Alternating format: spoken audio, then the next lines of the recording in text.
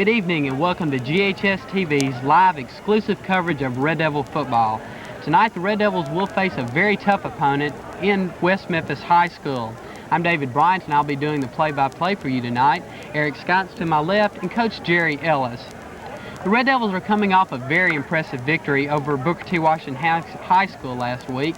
They won that ball game by a score of 44-0. They will have their hands full tonight in West Memphis.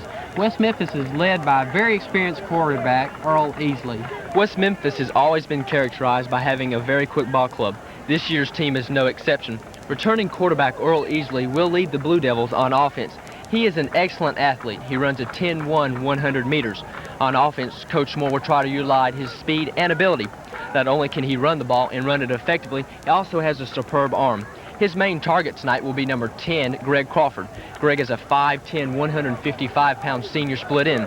David, a note of sadness, if you want to call it that, he suffered an ankle injury last week and is very questionable for about tonight's ball game. That will definitely hurt the Blue Devils offense, but they do have a very good running back in Kevin Williams. Kevin weighs about 165 pounds and is very fast. In last week's game against Central, he carried the ball 21 times and gained 125 yards. To be effective against the Devils tonight, they're going to have to run to the outside. They have quickness in their tailback and their quarterback. They're going to utilize this speed, run a lot of option, run a lot of end arounds. Coach, what will the team have to do to stop West Memphis's offense? Eric hit the nail on the head when he mentioned quarterback-tailback offense. That's the philosophy of Coach Moore. He wants a strong, durable tailback, and he's going to run that tailback approximately 67% of the time. So we got to have good containment, shut down the alleys and seams of their offensive tailback. Like I said before, Germantown had a very good game last week against Booker T. Washington. They won that ball game by a score of 44-0. Let's take a recap of the game last week. On Friday, September the 2nd, the Germantown High School Red Devils started their 1983 season. First on the agenda for the Devils was a tough Booker T. Washington team. The Devils were fired up and ready to defend the pride of Germantown. Booker T. Washington won the opening toss and elected to receive the kickoff. The Warriors had an excellent offense which would test the strength of the Devils' defense. Booker T. Washington came out running against the Devils, but the defense rose to the occasion. Then on 3rd down and 6, Booker T. Washington went to the air and again was unable to penetrate the Devils' awesome defense. Booker T. Washington punted, giving the Devils the ball on their own 26-yard line. The next test for the Devils would be how well they could move the ball against a lightning-quick Warrior defense. Booker T. Washington's defense stopped the Devils dead in their tracks. On 3rd down and 5, junior tailback George Cantu went around right in, picking up about 20 yards and giving the Devils another first down. Again, Cantu was able to penetrate the Warriors' defense. Then on 3rd down and 1, the Warriors rose to the occasion, stopping the Devils and forcing them to punt. But an offside penalty against the Warriors gave the Devils new life. The Devils were able to move the ball effectively against the Warriors. On 3rd down and goal-to-goal, senior split and Buzz Wathall put the Devils up for good. Senior Mike Witt added the extra point, giving Germantown a 7-0 lead. The first quarter ended with Germantown up by 7 points. With about 7 minutes left to play in the second quarter, senior tailback Howard Moss went in for the touchdown. Witt added the extra point, giving Germantown a 14-0 lead. Booker T. Washington was unable to move the ball against the Devils' defense. They punted, giving the Devils one more chance to score before halftime. The Devils marched all the way down to the Booker T. Washington 15-yard line. From there, George Cantu went across for Germantown's 3rd touchdown. Witt added the extra point, giving Germantown a 21-0 lead. The score at halftime was the Germantown Devils 21, Booker T. Washington 0. The Red Devils received the opening kickoff and started their march towards the Booker T. Washington end zone.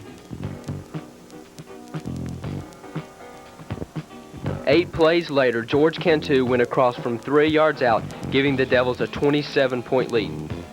Again, Witt added the extra point, making the score Germantown 28, Booker T. Washington 0. On the ensuing kickoff, Booker T. Washington fumbled the ball, giving Germantown another excellent chance to score. On the next play, quarterback Forrest Neighbors threw a 30-yard touchdown pass to number 89, Bond Tubbs. Witt added the extra point, giving Germantown a commanding 35-0 lead. On the next offensive possession for Booker T. Washington, number 22, Darren Starks fumbles the ball. Germantown recovers and again is knocking on the Warriors' front door. 3 plays later, senior kicker Mike Witt tries a 45-yard field goal attempt. His kick falls wide to the right, giving Booker T. Washington the ball on their own 20-yard line. In the final quarter of play, Germantown added safety and another touchdown, making the final score Germantown 44, Booker T. Washington 0. Good luck to the Devils as they take on West Memphis in tonight's ballgame. Eric, the Devils definitely played very aggressive football. David, last week their offense produced 388 yards total offense. 150 yards of that was passing. Very effective for Germantown. That's what they were trying to do, was pass the ball. Forrest Neighbors had a good game, and George Cantu had a good game. Coach, what were some of the keys to last week's victory? I think the fact that our offensive line controlled the line of scrimmage inside the tackles, that was the first phase of Coach Graves' offense. Be able to run inside, and that would open up the outside attack. Cantu ran very well during the whole ball game. Right. In fact, he ran so well, and Howard was blocking so well, I think they pretty well stuck with that game plan and go ahead and continue to give the ball to George in that respect. What do you believe some of the keys to the defense were? And the Booker T. Washington game, I think it was just well preparation from the side of the Germantown side with Coach Smith. The kids are well instructed. The linebackers knew their keys. They were definitely going to keep containment on the Booker T offense. Eric, the defense played super ball. Coach Smith could not be more pleased with the team. Booker T. Washington only gained 85 yards total offense the whole game. If he can do that, if the defense can do that every game, they're going to win. There were a lot of keys to the Booker T. Washington victory. Super play by the defense. You can't not start naming players because all of them played very well. The offense looked exceptionally well. Coach was worried about maybe the young offensive line, but Coach, I don't believe any of that inexperience really came through and showed out. I agree with you, David. I tell you, I thought they led right on into their game plan. Excellent. They blocked well together. Apparently they were talking and communicating very well on the line of scrimmage. GHS-TV is going to start naming the Player of the Week, and the Player of the Week for this week is Forrest Neighbors. Let's take a look at the tape. A weekly part of the pregame show this year will be the naming of the Player of the Week. This week's GHS-TV Player of the Week is Forrest Neighbors. Forrest Neighbors led his team to victory over Booker T. Washington by a score of 44-0. We had a chance to talk to the quarterback for the Red Devils, and this is what he said about the game. Well, the way the offense ran, everybody looked pretty smooth out there. You know, we've been doing it in practice, and the receivers were open, and the line pushed everybody off, and I think everybody did a pretty good job. What were some of the keys to your success Friday night? Well, the line was really the key to success. When you got big holes and plenty of time to throw, everything's going to work out just fine. The backs ran hard, and the receivers just caught everything that was near them. And other than that, you know, you can't ask for anything else. For your first quarterbacking job in about 2 or 3 years, how did you feel when you first ran out on the field?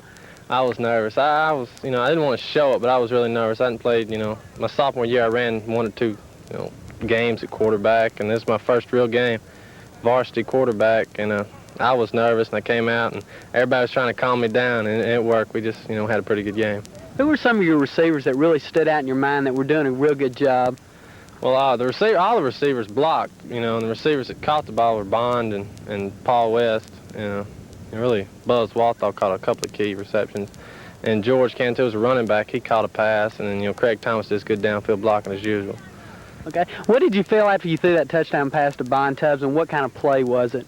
I was relieved. It was really a short pattern. He was a secondary receiver. He was deep, and I was going short, but, you know, he'd been open all night, and I thought I'd, you know, look at him first, and I did, and he was open.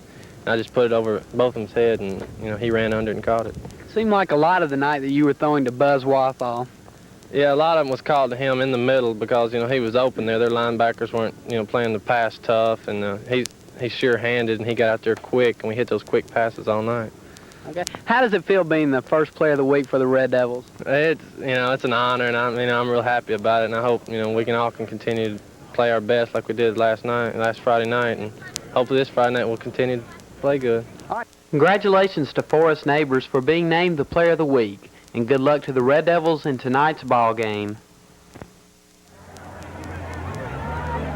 Neighbors definitely stepped in and took over the quarterback role. He looked like the whole game that he had total control of the game. Looked very impressive. Forrest has not played in about 2 years, Coach, and he looked really super. He sure did. Now, he's coming off that injury now. He did play as a sophomore. He did not play at the quarterback position that much. But Forrest is a well-rounded athlete. He'll step right in and he'll play his role very well. He did play super ball, Eric. He did an excellent job. He attempted 6 passes, and the Germantown receivers caught 5 of them for 100 yards, including a 28-yard touchdown strike to number 89, Bon Tubbs.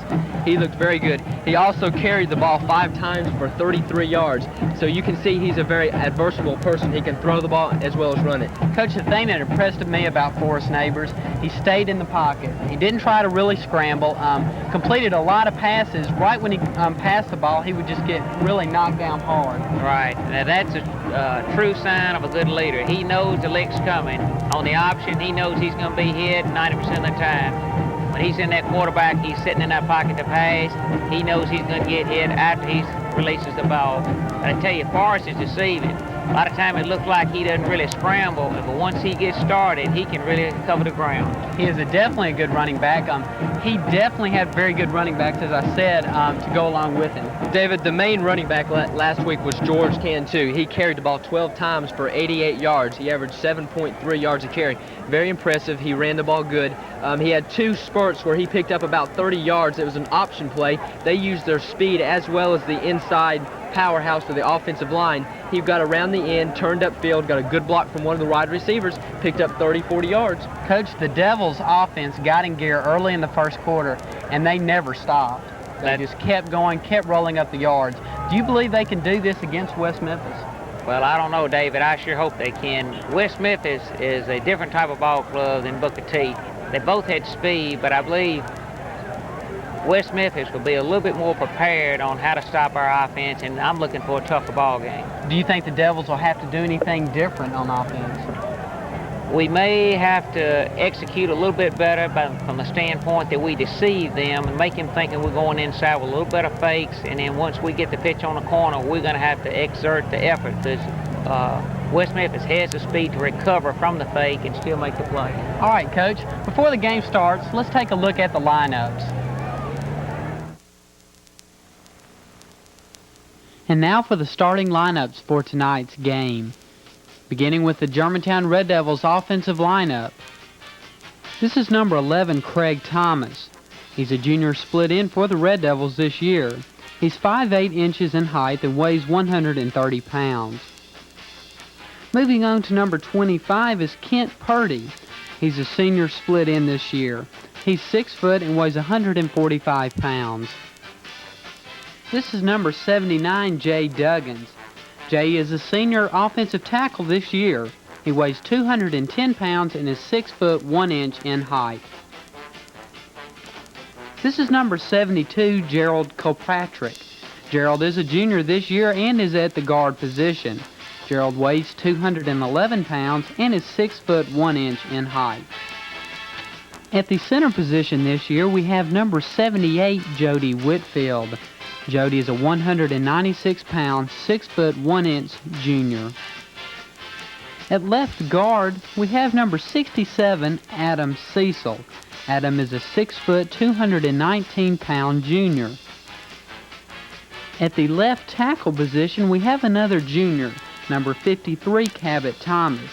Cabot weighs 190 pounds and is 5 foot 11 inch in height. This is number 82, Gary Brown. Gary is a 6 foot, 170-pound tight end.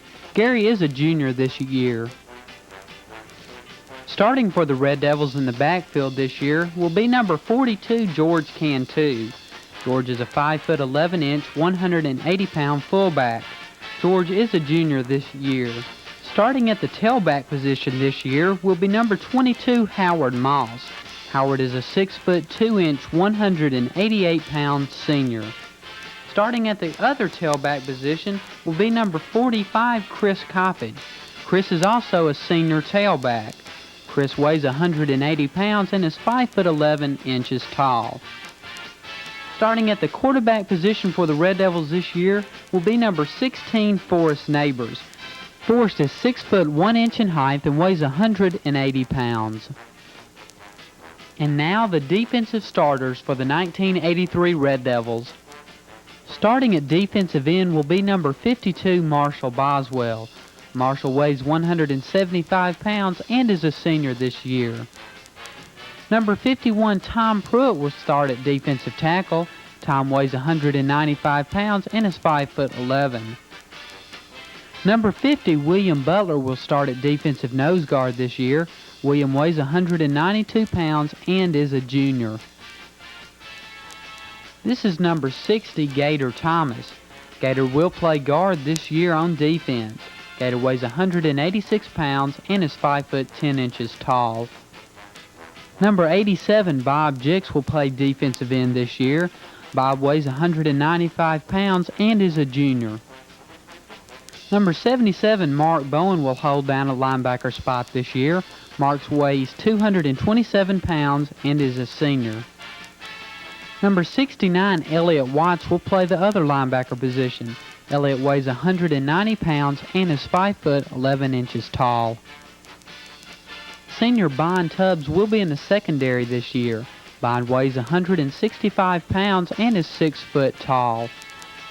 Number 17, Paul West will play cornerback this year. Paul weighs 165 pounds and is a senior. Number 14, Buzz Wathall will also play cornerback this year. Buzz weighs 185 pounds and is a senior. Number 83, Bo Manus will see action at strong safety this year. Bo weighs 166 pounds and is a senior. And rounding out the secondary this year will be number 34, Mike O'Neill. Mike weighs 165 pounds and is a senior.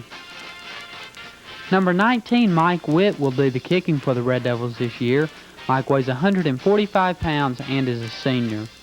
And that's the lineup for the 1983 Red Devils. And now tonight's starting lineup for the West Memphis Blue Devils, starting with the offensive line. Number 28, Jerry Baker. 67, David Wallace. 59, Rodney Riley. 78, Frank Fisher. 51, Brian Dunstan. 53, David Birdnow. And number 99, Wilburn Coleman.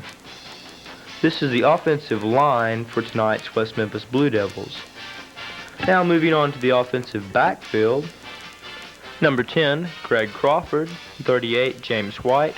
14, Earl Easley. 21, Kevin Williams. And 33, Cedric Perkins.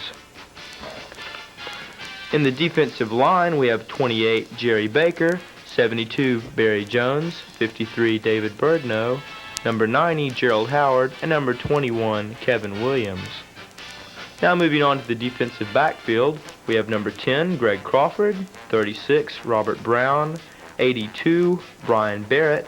11, Jeff Chandler. 14, Earl Easley. 59, Rodney Riley. And number 51, Brian Dunstan. This is the defensive backfield. You have now seen the starting lineups for both West Memphis and Germantown. Here's wishing them both good luck tonight, and may the best Devil win. Coach, the Blue Devils are not as big as we are, but that does not mean they're not going to be as tough. That's right. I tell you, they present a special problem. I'd much rather defensively and offensively play against a team that's big without a lot of quickness. West Memphis is not that big, but they have the quickness. Now that, on offense, enables them to score anywhere on the field. All they need is that crack, and they're gone, 80, 90 yards with that speed. Defensively, they can recover so quick. You got them fooled, you think you got some room on the outside, and boom, they got two guys waiting right on the ball carrier. What do you believe Coach Netherland really did in practice to try to counteract this speed? Well, I think he emphasized the fact that the linemen and also the wide people are going to have to stick with their blocks just a little bit longer, more than just a little bit. They're going to have to really concentrate, stay on their feet, and maintain their blocks longer. On defense, what will the linebackers have to maybe do differently to try to keep Easley in the pocket? If Easley gets out of the pocket, I believe that might be a key to the ball game. That's true. They're going to have to make sure the end's contained. Don't let the tailback get inside and then let that quarterback bootleg on the outside, then we're in trouble. This past week, GHS-TV had a chance to talk to both coaches for the Red Devils and of the West Memphis team. Let's take a look at that tape now.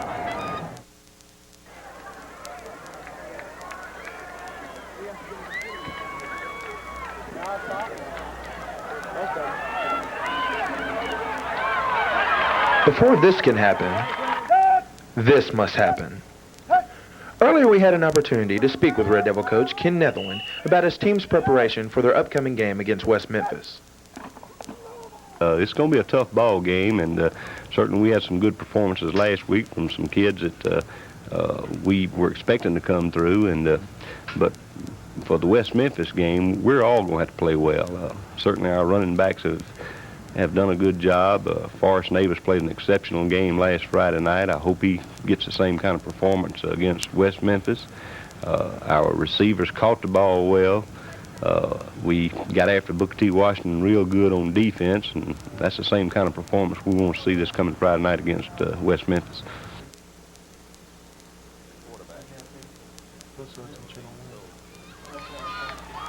Handoff to number 34. That was White, the big fullback. That's the one they go to a lot. Because of the excitement a Germantown versus West Memphis game has created in the past, we asked Coach Ken Netherland if he thought this year's game would be the same. Well, West Memphis has been in their state playoff the last 2 years, finished second in the state 2 years ago. They're picked in a preseason as number 6. So, you know, the people over there expect them to have a good ball club. We're a kind of an interstate rivalry, I guess, an intrastate rivalry. They see the newspapers here in Memphis, and they know about Germantown, and one of the big feathers in that cap would be to knock off Germantown. So I expect them to really, you know, come in here with their spurs sharpened and ready to play football. The final question we spoke to Coach Netherland about was strategy. Would this week's strategy against West Memphis differ from last week's strategy against Booker T. Washington? Well, I don't think we're going to change anything in particular. We're going to try to do what they allow us to do. Certainly we'd like to maintain control of the ball game and keep the ball on offense as long as we can, keep our defense off the field. I think probably they're thinking the same way. I don't expect them to make any drastic changes. It's just going to be a good, hard-hitting ball game, and I think the breaks are going to be an important part of who gets the breaks or who makes the breaks. And if there's going to be any one determining factor, I think it will be the offensive and defensive line play. They both teams have good running backs, and I think that the ball game's going to be won in the offensive and defensive line. With this in mind, we then asked Coach Moore of the West Memphis Blue Devils what problems he expected to encounter against Germantown. Well, I guess a major concern is the whole football team. Germantown's a well-balanced football team offensively and defensively. They've got 3 good running backs that returned from last year's team, a solid defense, good kicking game. There's just no weaknesses, so it's a total concern for us is just a well-balanced team that they have. We then asked Coach Moore who he felt would be some of the key players for the West Memphis Blue Devils in this week's game against Germantown. Well, of course, we have to start with the quarterback, Earl Easley. He's a 2-year starter. Earl has potential to be one of the finest quarterbacks in our state. He's got a good throwing arm. He's a good runner. He's a 10-1 sprinter. He's got good leadership qualities. We expect him to do well this season, and for us to have a good season, he's going to have to do well. Kevin Williams is a returning starter in our backfield. He's our tailback. Kevin is a great runner, had an excellent game in the first game, had 125 yards and 23 carries. Greg Crawford, a outstanding track athlete.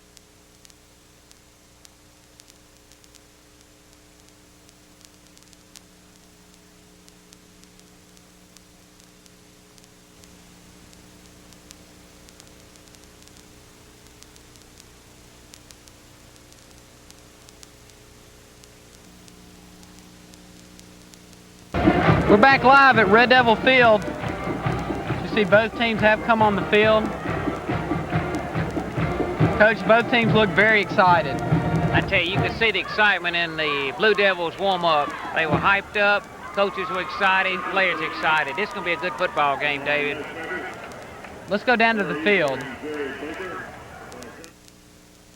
Captain Baker. Captain Easley, Captain Baker, glad to meet you. This is Captain Bowen, Captain Tubbs, Captain Easley, and Captain Baker.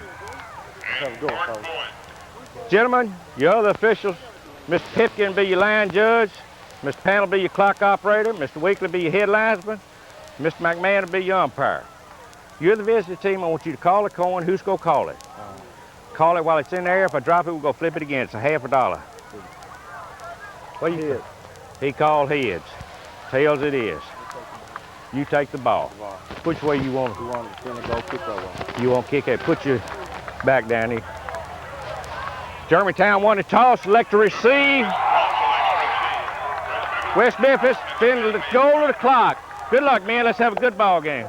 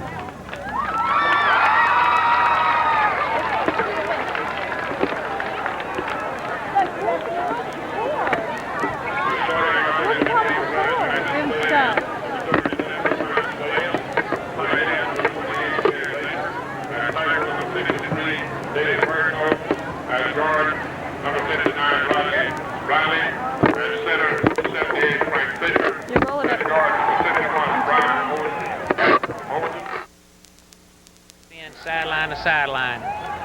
What do you believe the offense will do on this opening series? They're going to try to establish something basic. I'm not saying they're going inside or outside, but they're going to try to establish something basic and then build on that, David. Right, Eric, it looks like we're about ready to start. Yeah, David, I'm ready for a good football game. 2 years ago, Germantown won a squeaker, 19-18 at West Memphis. And last year, Germantown walked away with a 21-3 lead. As you see, Coach White, the defensive back coach, his defensive backs might have trouble tonight with the quick speed of the West Memphis team. In last year's game, if y'all remember, the Hail Mary pass, last seconds of the first half, pass to Johnny Jacobson was tipped about 2 times for a touchdown. I believe that's the turning point of the ball game right there, David. Gave us that extra boost going right into halftime. Okay, we're set for kickoff at Red Devil Field. Back to receive the ball for Germantown is number 29, Craig Hallman. He's a sophomore this year, but he has excellent speed. Coach, a beautiful night for football. It's great. It's going to be crisp. Good hitting weather. Beautiful kick. Way into the end zone, and the Devils will have the opening ball on the 20-yard line. We see the first team offense come onto the field. David, you can see that both teams are fired up and ready to play ball tonight. I expect a lot of hitting tonight, Coach. It's going to be crisp and sharp. I know they're ready, and I know our kids will be ready too. All right, Germantown takes possession on the 20-yard line, first down.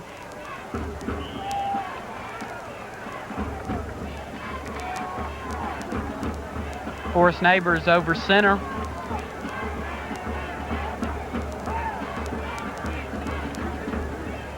Howard Moss straight up the middle.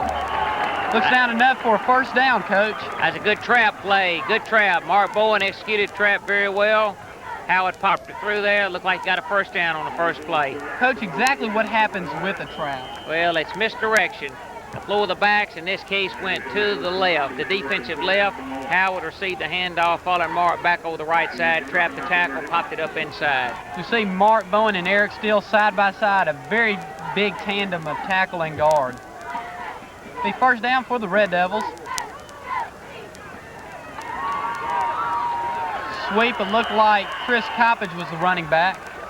That was Chris. That's a tall sweep. That's an example of West Memphis team speed right there. It looked like Chris had a crease or an alley to get into. They closed it down pretty good with their speed on defense. It's like about a 3-yard gain. Second down, about 7. Last week, Chris carried the ball 2 times for 21 yards, averaging 10.5 yards a carry. He is a very good running back for Germantown. Chris was ill last week and saw limited action, but is coming back and starting tonight's game. It is very tough and physical up the middle, Coach. Sure is. That was a counter play. We didn't get them driven off the ball or get the hole opened up. They could have stunned it into the hole. That's a good thing about the speed on defense. They'll give you one look, and they'll stunt right out of it. It'll make the play look bad, but that's just good work on the defensive part. Eric, we might say our first pass of the night. It started down at 5. Yeah, David, I looked for Coach Graves to come out and pass the ball, maybe a quick hot pass to a tight end. He breaks out of the wishbone. That's an indication he may pass. Neighbors is back in the pocket. Ooh, beautiful pass catch to number 42. George Cantu with a beautiful catch out of the backfield.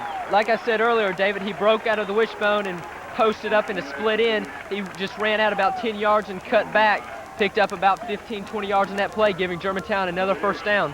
Coach, a beautiful play. Sure was. That was a deep curl over the middle with the back. Outside people went deep. He just curled right in the middle, in front of the safeties, behind the linebackers. Neighbors can continue to throw to his running backs. This will add to what the Red Devils can do tonight. It sure will. Quick pitch by Neighbors. Howard Moss looks like he might have it, Coach. David, he's gone. Touchdown for the Red Devils. No penalty flags. Beautiful play, Coach. Tell you what, a lot of people won't see this, but Howard Moss and Gary Brown threw 2 excellent blocks, and they didn't necessarily put their man on the ground, but they did execute a good screen block, and he just carried it right on in the end zone. Good execution. That was Moss for the touchdown, Coach. A beautiful run.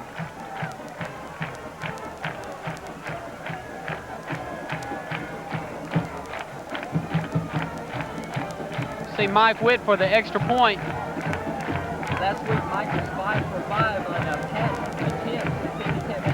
Continue his perfect string.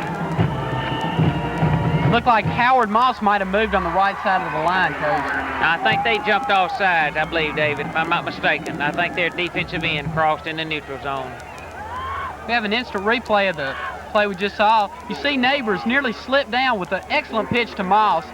And he is gone. Beautiful play run by Moss. Moss almost got tackled in the backfield for a loss, but he used his speed, got out to the outside, had a couple of good quick blocks. Little high stepping by Howard Moss as we saw. Back to live action now.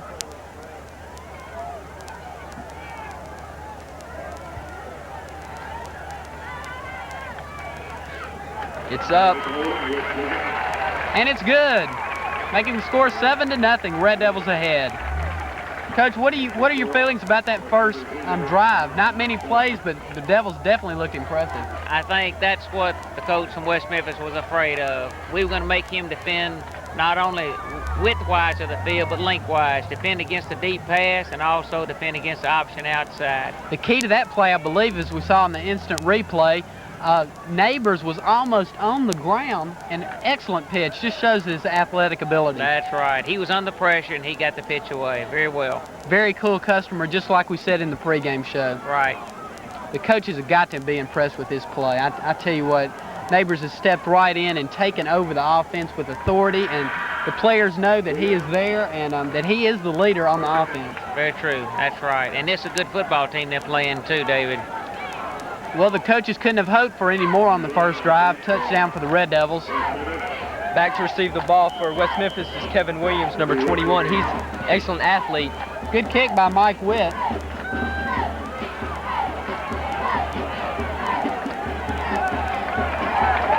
And the Devils tackle him about on the 20-yard line. That's good coverage. That was a return of about 15 yards. Howard Moss had that tackle.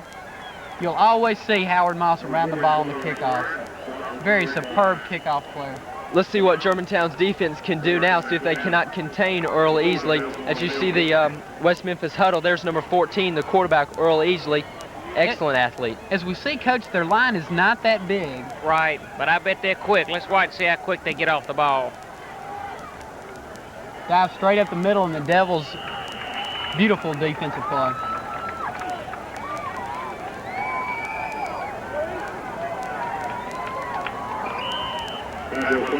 You see the Blue Devils huddle. Number 14, Earl Easley. You cannot say enough about him. He's known around the area as one of the top quarterbacks around the South. Now, they tried that time to run it, Elliott Watts and Jay Duggins, and they stuffed the play right at the line of scrimmage. Good Elliott made a defense. superb play on that tackle.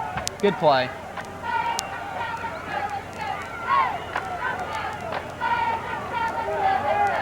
Straight up the middle again, and the Red Devils are just not giving them any yards. Look like Mark Bowen on the bottom of that tackle. David, they're going to have to go to the outside, you know, to have a good game tonight. They're going to have to go to the outside and run quick plays, options. Coach, the Blue Devils have tried twice to go straight up the middle with no success at all. Right. I don't know what their game plan will be. Apparently it's to establish something inside and maybe try to go outside later. But again, they're only on the 20. They may not want to get too risky this deep in their territory. Okay, this is a key to the Red Devils right now if they can keep Earl Easley in the pocket for the pass. We see a sweep. Oh, right intercepted by Mark Bowen. They go all the way, David. Bowen is about on the 1 yard line, it looks like. That's a major turnover, a big break for Germantown. Beautiful defensive play by Bowen. First down and goal to goal. Superb play by Mark Bowen. What can you say about this big, huge man? He weighs about 240 pounds in pads. They threw it right. Go ahead, Coach. Excuse me, Eric. David, you and I both know Mark very well. He's a good kid and a student of the game, and I guarantee you he's done his homework. He picked that one off excellent. There's Mark going on the 1 yard line. I thought he might get in, but he didn't quite get it. Super play by Mark. I was hoping he'd get in there. He needs that. He needs that 6 points for a linebacker. I really did not expect this fast start from the Red Devils. It looks like they might go up 14-0. Touchdown! The Devils are up 13-0 over West Memphis.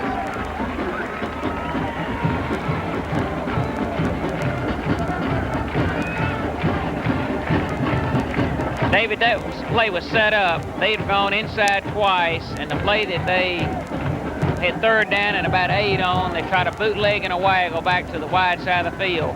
They faked it to their left, rolled out to their right, and Mark was in good position. They tried to hit the guy about 8-10 yards down the field. Mark broke right in front and picked it off. Witt adds the extra point. Number 42, George Cantu, added the touchdown. He had 1 touchdown last week, David. Coach, it was a really close play. I didn't know if he had gotten in or not, but he must have just squeezed over. Yeah, it was close, but I think he got it in there. Coach, the Devils are up 14-0, and I don't believe any of us expected this quick start. No, but we're not going to give him those points back, though, either, David. I bet, Coach. Now, as we see Coach Harrison, one of the most fired-up coaches that the Red Devils have had in recent years.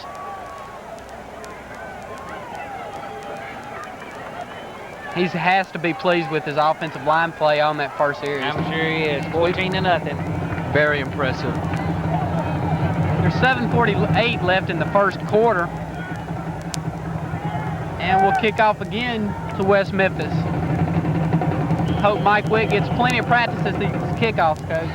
That would be excellent. Beautiful kick by Witt, nice and high. Number 21, Michael O'Neal made the tackle.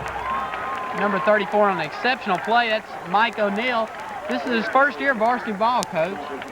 Tell you what, he's a player. He is strictly a player. He'll hit you. Doesn't have exactly the great size, but like you said, a very tough individual and loves to play football. That's right. He is catcher for the Red Devil baseball team, Coach. Right, sure he is. Very dependable catcher for Coach Sykes. Okay, what do you think West Memphis has to do now? They have to be a little bit rattled, Coach. Well, if they're a seasoned team, they won't let this rattle them. They just go back to their game plan and keep working, try to find something that's going to work. The Devils are right out there. Looked like they threw him for about a 2-yard loss, Coach. Right, that was that tall sweep. They tried to get him on the outside and use their speed. Our kids were well coached. They shut it down. Excellent. Number 78, Jody Whitfield, got out there very fast and made that tackle. Beautiful play.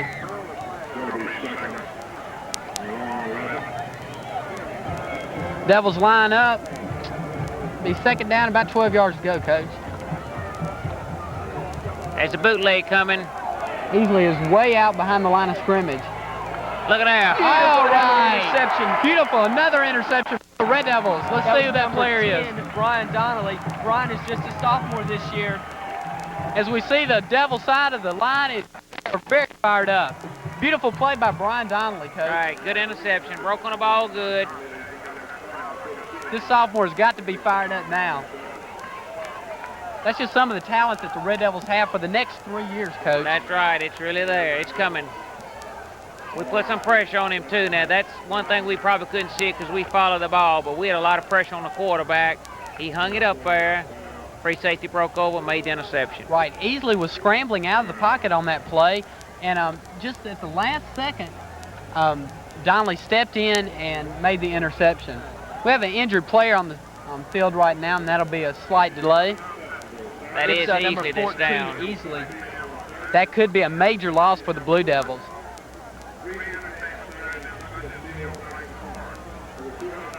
Germantown has a chance to add another 7 points here and give them a very commanding lead. We see big number 76, Eric Steele. Elliot Watts is number 69, one of their linebackers, the key to the Germantown defense. Little water break, Coach. Never hurt anybody. That's true. We see Earl Easley. Hope it's nothing serious. Maybe just the wind knocked out, I Coach. think that's what happened. The way Coach Smith was treating him there, it looked like he had the breath knocked out of him. We had a chance to go to West Memphis, and Earl Easley is a class individual. Super guy. It's a He comes off the field. very talented young man. Coach Moore feels that he might be one of the top area running backs. The ball's on the 39-yard line. Devils in a good scoring position again, Coach. We ought to push this one in. We're about 39 yards away. Let's see if we can get to pay dirt. Germantown in motion. Naked bootleg by Neighbors. Good pass to Buzz Wathall. Well executed play, Coach. That was a bootleg of the Waggle back to the short side. It Buzz coming across the middle about 18 yards deep. Forrest could have run, but he saw Buzz down the field. Picked up your first down. Again, that Neighbors just seems like he has played football all his life. I know he has, but all of his varsity life in high school, he is so cool. Very He could have smooth, definitely isn't he? run the ball, just like he said, probably for a 3 or 4 yard gain, but elected to stay back a little longer, completed an excellent pass. Red Devils are first down again. Option by Neighbors up the middle. For about 4 yards, Coach. Now see, there it was. Forrest looked like he wasn't going to get anything. And what did he get, David? About 4 yards, and it looked like he was going to be trapped right on the line of scrimmage. He showed a lot of strength on that play, Eric. He sure did, David. Forrest is a 6'1", 180-pound senior. He's a very good athlete. As you can see, he gets the signals from Coach Snellen on the sideline. Coach Graves is on top of the press box calling the signals down. As you see Forrest come over for a timeout. Eric, it's 5:48 left in the first quarter, and the Devils are already up 14-0. I don't think Coach Snellen could even dreamed about being up by 14 points in the first quarter like this and a chance to make it 21. So see a close-up, Neighbors talking to Coach Nevlin. You have to have good communications with your coaches. That's true. Well, you got to have confidence in your quarterback, and he's got to have confidence in the coaching staff that they'll get him the right play. As we see there, Forrest Neighbors is not a little quarterback. Very good size, good strength. He is what you call a good high school size quarterback, David. Excellent. There's Eric Steele, big 280-pound tackle for the Red Devils, playing excellent ball.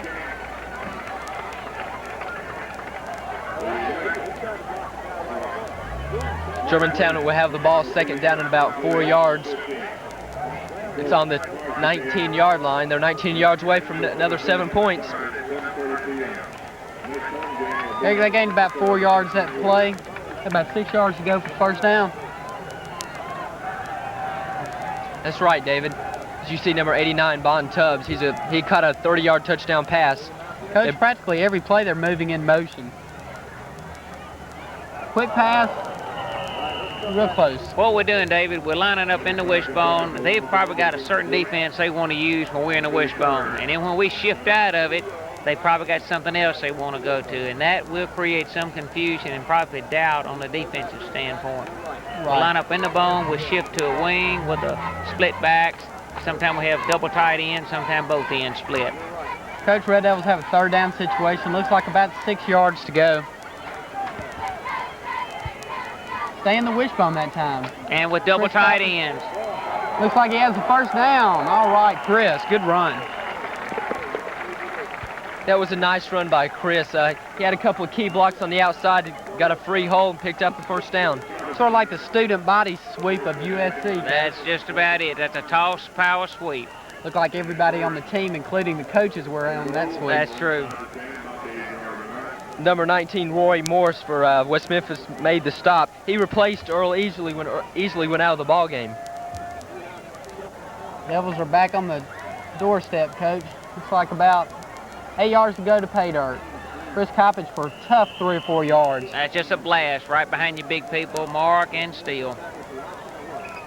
Coach, I've noticed the last couple of downs when they get inside the 10-yard line, Eric Steele and Mark Bowen seem to flip to the other side of the line. Is there any particular reason for this? Well, we may want to get a mismatch. Sometimes we'll flip-flop them that way, and definitely they're two of the bigger offensive line we have. And we'll flip-flop sometimes, see if we can't get an advantage from that. As you see, Bowen and Steele have flipped to the right side of the line, and that might be where the Devils run. No, it's to the left, Coach. Looks like Miles might have it.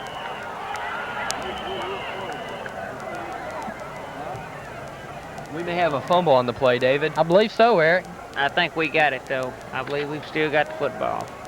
Yes, we do, Coach. I noticed on that last play after Chris Coppage carried the ball, he came up limping. He was holding his thigh. 2 years ago, he had a severe thigh injury that kept him out of the state tournament. We hope he's all right. Hope it's nothing serious. That would be a major loss to the Devils. Of course, it might be a cramp. The weather is very humid tonight, Coach. All right, Howard just came out, too. I don't know if he's got a slight injury or not. The Devils we have taken time out, David. Right. Devils have timeout. We have 4:19 left in the first quarter. Devils have definitely got out of the gates fast. Sure have. Boy, it's great when you get out this quick. West Memphis's bench looks sort of stunned right now. Not very much excitement as we see neighbors talking to Coach Netherland. They look sort of down from what they started out, and I guess it can be expected. Right. I tell you what, when you expected to play on an even keel in a tight ball game, first quarter's not even over. It's 4 minutes and 19 seconds left, and you're already down 2 touchdowns, and they're on about the, they're on the 2-yard line. It's kind of depressing. Right. That's not saying they cannot come back, but they're going to have to start this next series of downs. See if they can stop the Devils here, maybe hold them to a field goal. But they have got to do something to stop the Devils. Or we're going to have another game like we did last week, Coach. Devils move in tight. I don't believe Chris got the touchdown, He's Coach. close. He's within a yard, but not quite in. Coach, I believe it'll be 4th down. What do you believe the coaches will do? I believe they're going to go for it. Now, this is a time, Coach. What would you do? You've got the 2 big linemen. Would you use them as decoys or go right behind them with the power play? I'd go right behind them. I believe I would, too. That would have the percentages, I believe, in your favor. Well, what you do, you go down what you're doing. You're putting your best against their best. That's the ball is right on the goal line. Right. We may see a quarterback sneak or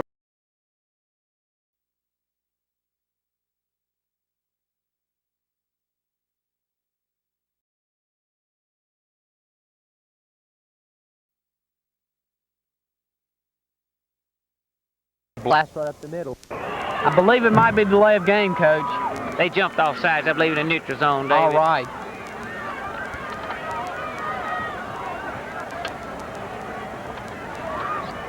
Coach, this is the second time that West Memphis has done this. If this is indeed the call, I believe it is. It'd be a big 1-yard penalty.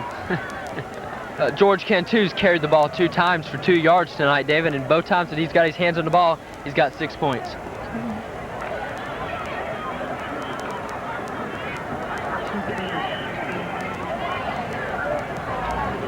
Not a great average, Eric, but he's got the job done with 2 TDs. Witt with the extra point. Believe it's good, and the Devils are up 21-0. Who could have expected this, Coach? Well, I think the coaches thought it was possible, but not probable this fast. See Mike Witt going back onto the field. He's 7 for 7 in extra point conversions this year, David. I bet his foot's going to get tired if he keeps up this pace, Coach. He won't mind that, though. I don't believe the coaches will either. Michael's probably hyped up. He may put this one right out of the end zone. I would not doubt it. He is kicking very well. The kickoffs are very high, giving a chance for the Red Devils defense to get under the ball. Get good coverage when you get good hang time like that, David. And with that speed on the other end, you want as many people around that ball as you can have once he catches it. Sort of a stunned silence on the West Memphis side. They brought a lot of people here, and they've got to be disappointed. Superb hit again by the Red Devils. That was Beautiful Bo tackle. Manis. Good tackle. You can see it coming. I believe the Red Devils are definitely ready to play. Right there, superb play on the kickoff.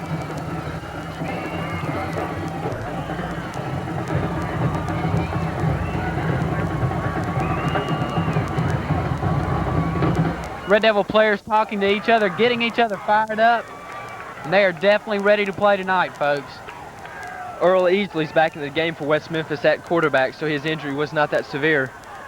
They run right up the middle, handoff to number 38.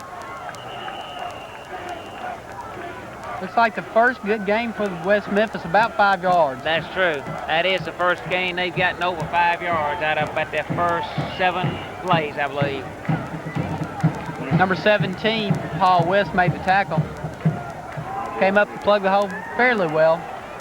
Devils don't want to try to give up as much yardage, but you know, what can you say about the Devils' defense? They played excellent so far, Henry David. Sure have. Quick pitch to the left. And there's that team speed we were talking about. And Mark just throws the running back down, Boeing. Nice hit, David. He stopped him well. The only person behind him was number 10, Brian Donnelly, and Brian's only 140 pounds. That running back comes in about 190.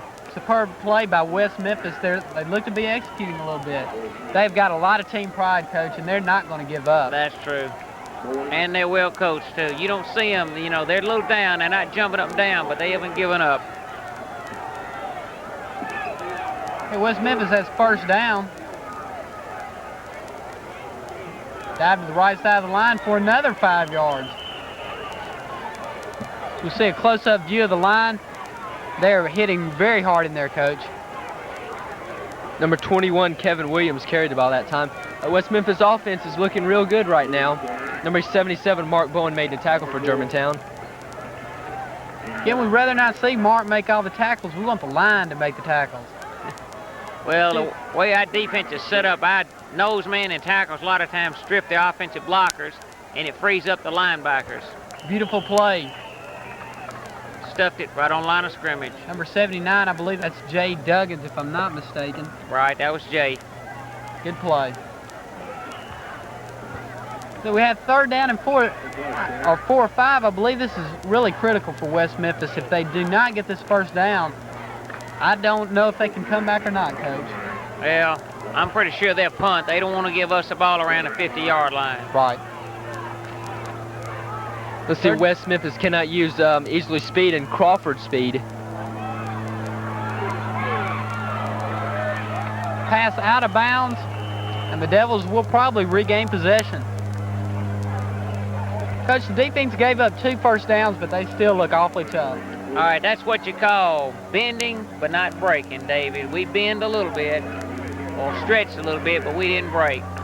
We'll take it. 2 first downs, they kick it to us, we get it back on about the 20, we start to work on offense.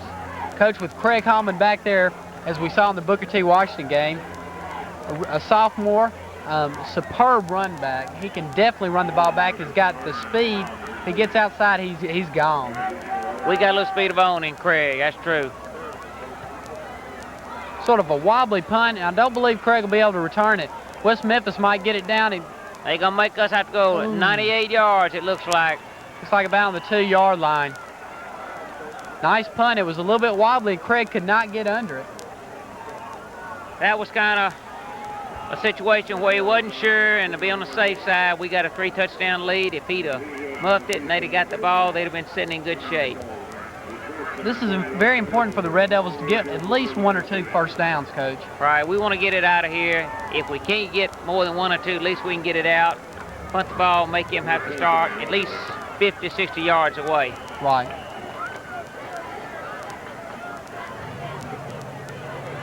It'll be first down for the Red Devils. Have a long way to go to pay dirt. Fairly safe play straight up the middle, Coach. Chris Coppage running. That's right.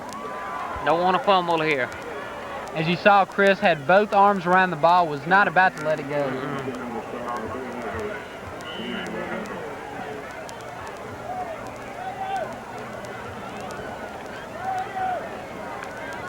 So Red Devils break huddle. Be second down about 5 or 6 yards to go.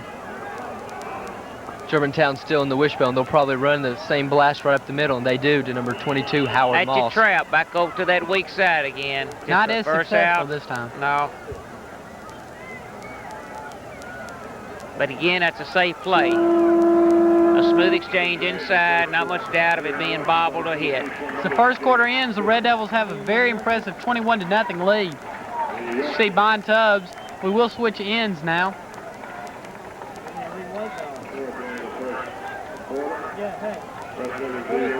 There's Bond and Coach Smith. Coach, the Devils need to really get out of this hole that that West Memphis has put them in. Yeah, you know, if we can get a first down or 2, that doesn't mean that we're going to give up, but if we can get a first down or 2, and then if we are forced to punt, we're going to make them have to go 60, 70 yards if they're going to score on a drive. Right, Coach. As we see Coach Netherland, Coach Dukes also. Coach Netherland pacing that sideline. We might have to ask Mr. Chisholm to get us some artificial turf on that sideline if we keep pacing that much, David. David, Coach Graves is on top of the press box, and he just handed me a note and says that he feels that the momentum is shifting to the West Memphis side. Germantown can't get a big head. They're up 21 points, but they have to be careful. Definitely, Eric. If they can get this first down, they can get the momentum really back. West Memphis, if they can stop them here, they will have definitely a good shot of getting a touchdown. They will be in good field position. They only gained 11 yards in the first quarter on total offense, David. Great defense by the Red Devils. Quick pitch to Chris Coppage to the outside. He looks like he has the first down, Coach. I believe he's got it. That's true. Good run by Chris.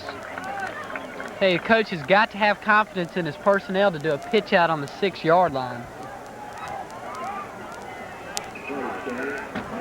Chris Coppage on the carry. You see Bond Tubbs bring in the play. Number 87, Bob Jicks, and 69, Elliott Watts coming out.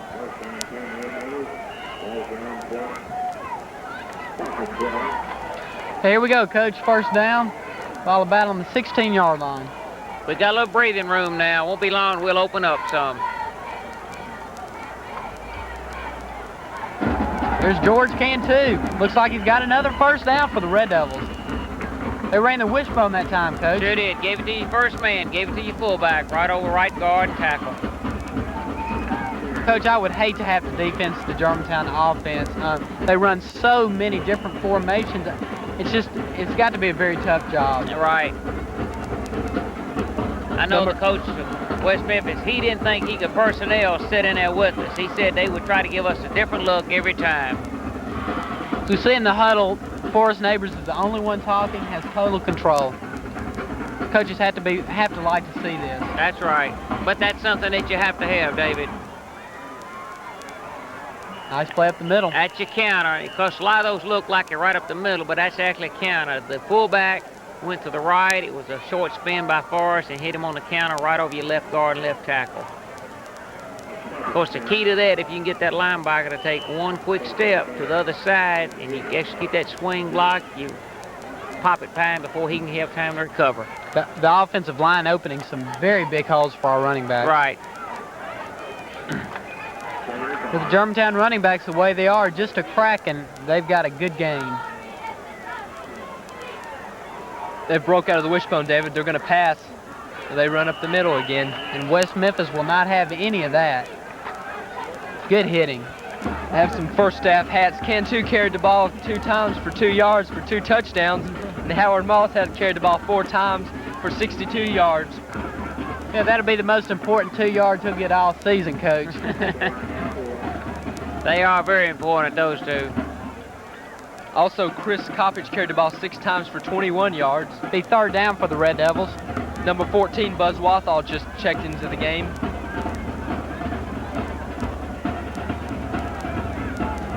They break off again, Coach, keeping the West Memphis defense off the penalty flag. I'm not sure what we got there. All those formations are definitely keeping the West Memphis defense off balance, Coach. Right. You want the penalty, okay? I believe the penalty might be on the Red Devils. I believe it is. I believe it's illegal procedure, David. Sometimes that shifting, you get 2 people, maybe one sits and the other one sits a little bit late, and if the snap's real quick or close to it, that will result in illegal procedure. Foul, illegal procedure against the offense. Everybody has got to be perfectly coordinated for this type of offense to work. Right, but I believe that's a compliment to our athletes, so David. Definitely. You've got to have smart, intelligent kids. Definitely, Coach. A lot of practice goes into that offense. That's right. Neighbors on a quick rollout.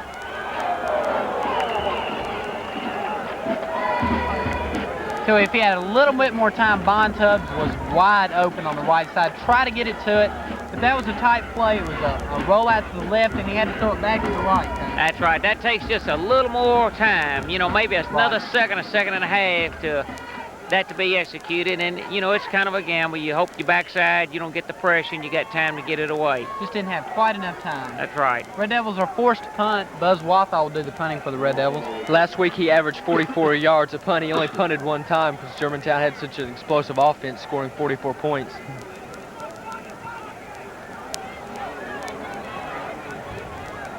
Howard Moss right down there and downs the ball on about the 33-yard line. Coach, is 9:34 left in the second quarter. Red Devils up 21-0. It's going to be a test for our defense now. You know, Coach Graves mentioned the fact that West Memphis probably picked up a little momentum. They did stop our drive that time. They had a short drive, punted. Now they've got the ball back again.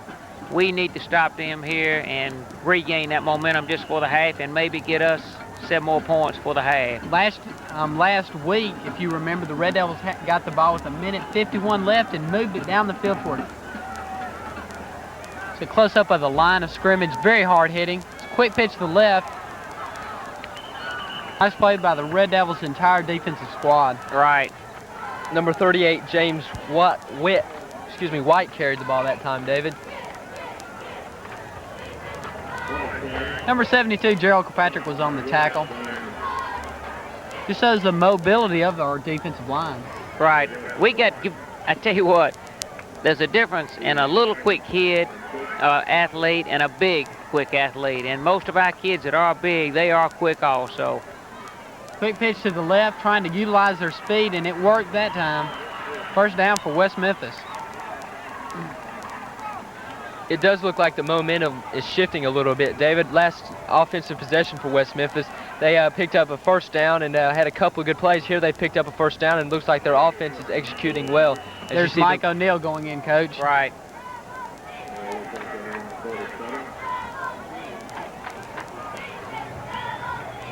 All right, I believe it's time for the Red Devils to try to stop them here, Coach. We need to dig in. Straight dive up the middle. Nice run. Very good. Tell you what, he came through pretty good the line of scrimmage. We hit him after about a 3-yard gain, and then he just broke loose. That's good strength by your running back. Looked like number 38, James White. He's 5'10", weighs 195 pounds. Very low to the ground, but a lot of power. Right. He did show a lot of power.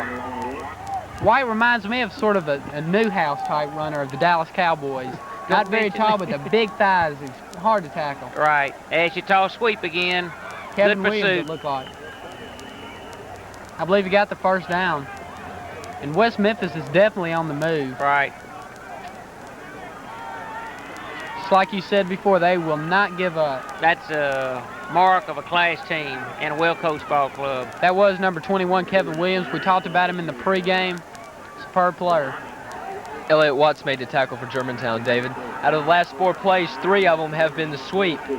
So they're trying to utilize their speed on the outside against Germantown's defense. They are finding a little room over there. They're attacking the left side of our defense, Coach. I tell you what it looks like they're trying to do, David.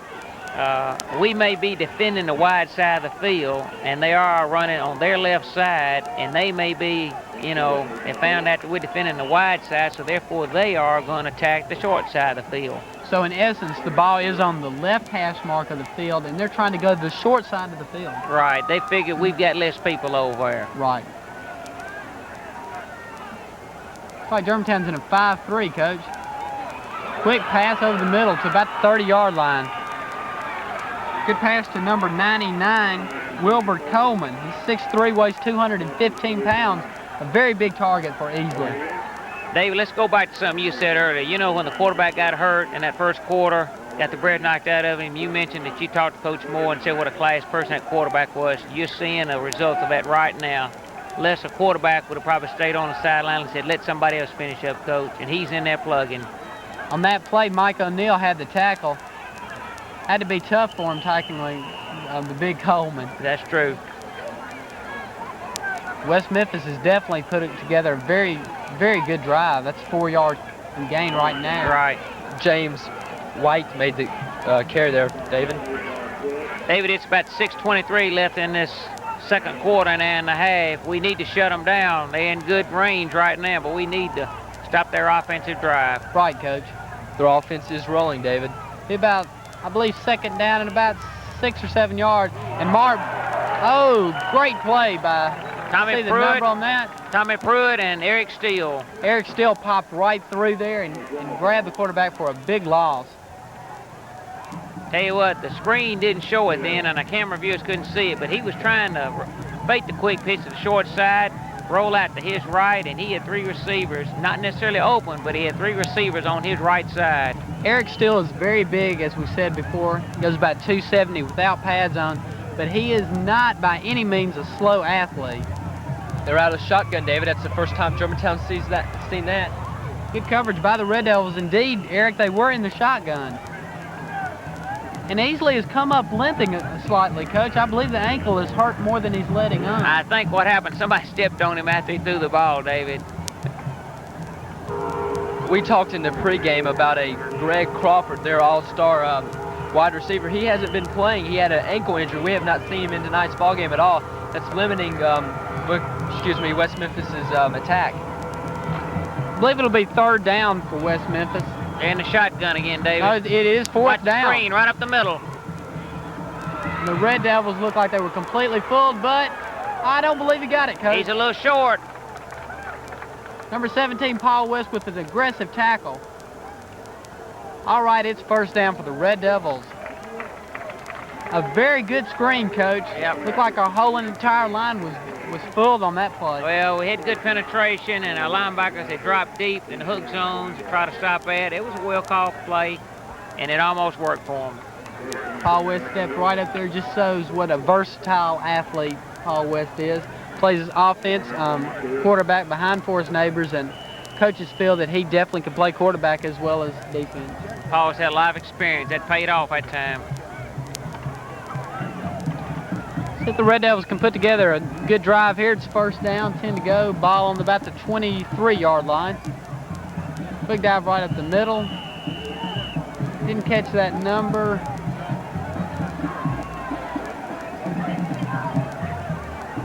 '59 looked like he's crippled up a little bit.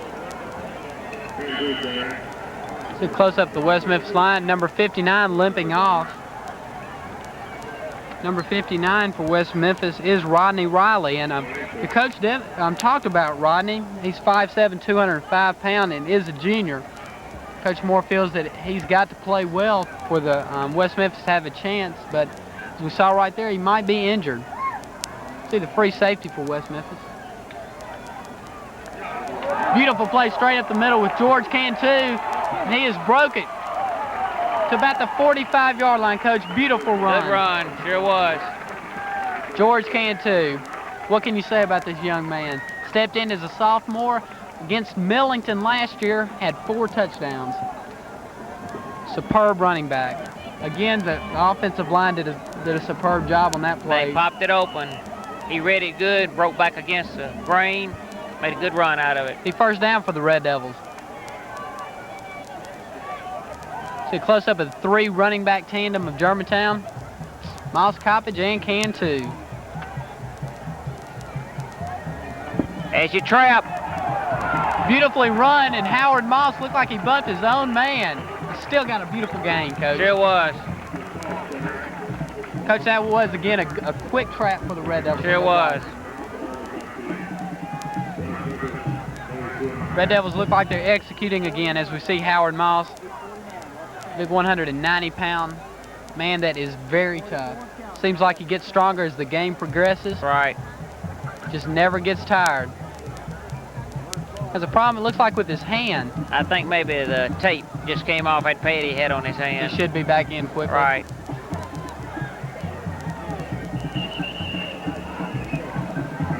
Neighbors with a nice play. It looked like if he had handed off, it would have been no gain, and took really a no-gain play and got 2 or 3 yards. That's right. It's true. Let's see a close-up of Forrest. So we notice every play, the plays are sending in. Has to be a lot of coordination. Looks like Bob Jicks and Bon Tubbs are the main ones that are throwing in the plays. That's right. Actually, your Coach Graves is really thinking about at least 1 play, sometimes 2 plays ahead of actually what the situation is located at right now. Coach, let's watch this play, and then I have a question. Sweet Neighbors drops back for the pass. He's there. He's there. He's open. Looks like TD for the Red Devils. Beautiful pass to Bob Jicks, number 87, and he is fired up. David, that's the same pass that number 89, Bon Tubbs, caught last week. A quick rollout, sprinted down the right side, and Forrest lofted the ball up, and right there he was, wide open. Jicks was nowhere anybody was around him, about 5 or 10 yards, and he was just free. Right. Watch this now. Here's your instant replay. Forrest Neighbors drives back, and if we can see Bob Jicks, look how wide open he is, Coach. Tell you what made that play open for Bob was, did you see the first move that Forrest made? He opened up, rolled the fullback right over the guard. That held the linebackers and the defensive halfbacks just for a second or 2. Bob released on his pattern like he normally be blocking, and he just turned on the acceleration, got beat behind the corner. Forrest stepped back, had a good block by Chris Coppage. The end was coming. Chris held him out. He had time to get it off, 6 points. Just a beautiful play. Witt added the field goal while we were away. We see Coach Charlie White. Red Devils up 28-0. 2:43 left in the first half. David, Mike Witt is averaging 52 yards per kickoff. That's pretty good for a high school senior. He has not missed an extra point all season. He's 8 for 8, David. Very valuable. It's sort of demoralizing when your team scores a touchdown and you miss the extra point. And Witt has stepped in and definitely done a superb job. As we remember last game, Chris Dunning also came in and kicked a field goal. Sure did, yeah. Devils have very good kickers. Nice high kick again by Witt. Coach, he's got... There's only one man to stop him. That's Mike Witt. Mike Witt. He's still on his feet, Coach. Beautiful run back. Tell you what, Mark Bowen saved it, though, David. He didn't bring him down, but Mark got a good hand on his sleeve and held him till we could get some help over there. Mike Witt played that play fairly well for a kicker.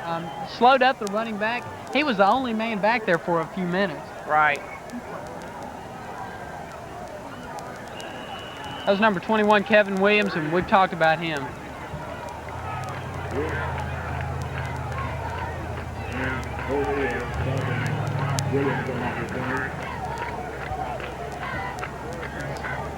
Good play by the defense. It's like number 51, Pruitt.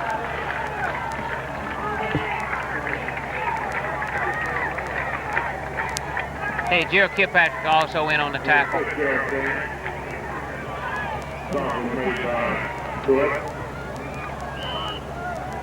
Will be second and 13.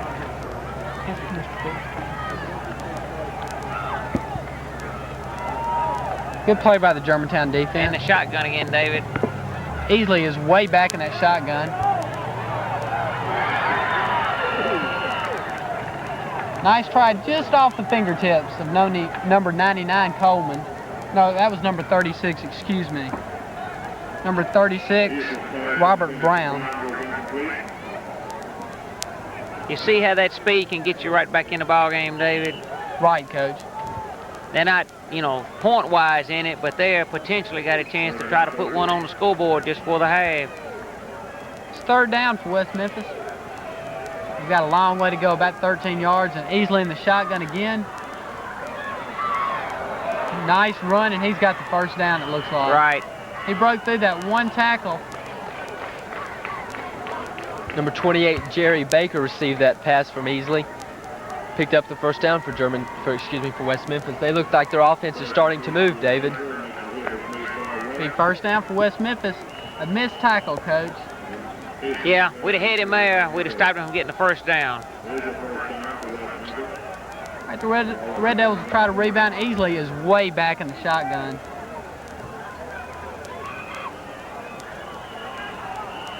Coach, what are some of the advantages or disadvantages of the shotgun? Well, you're about 90% sure that you're going to throw out the shotgun. So defensively, it alerts you that, you know, you got to play pass defense right away. The advantage to the offense is that the quarterback is already back. He's established 8 to maybe 10 yards. And definitely, Lease is playing at least that deep. So it gives him with the ball quickly, and he's already set up. Here's Easley again, way back. If we can get a shot of Easley, how far away he is from the center. As your tailback draw, we played it well. That was a pre-designed play. They were counting on us to rush to the outside. They snapped it deep, and then they want to turn our lineman out and then let him run right up the middle. Earl Easley still looks like he's limping. I believe that ankle might be affecting his play. Could be. It's third down for West Memphis. They've only got about 50 seconds left, David. Easley drops back, and he's going for the touchdown. Good defensive play by number 89, Bond Tubbs, all over the receiver. Easley has got a real nice arm, Coach. He does.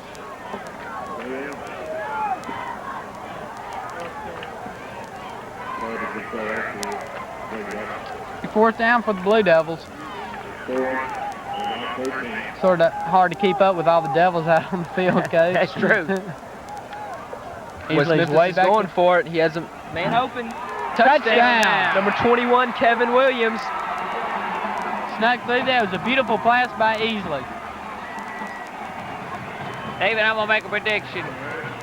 I bet you West Memphis goes to that shotgun almost 60% the second half. They're very effective at it. They are behind. They're going to have to play catch-up in the beginning of the second half. Right, Coach. I believe they really have to. Right. Easley is a very good arm. Beautiful pass.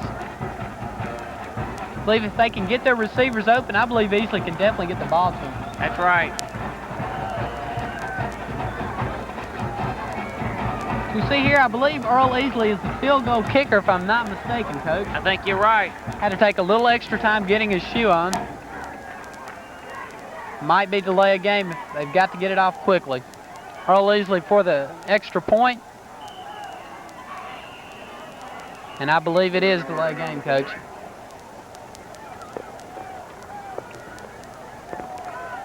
We'll just have to see. But if I had to bet, I would think it would be delay a game. All in signals. I got to be honest Captain. with you, I don't know what that call is, David. I know what it looked like, Coach. I know. Looked like a duck just got shot out of the sky.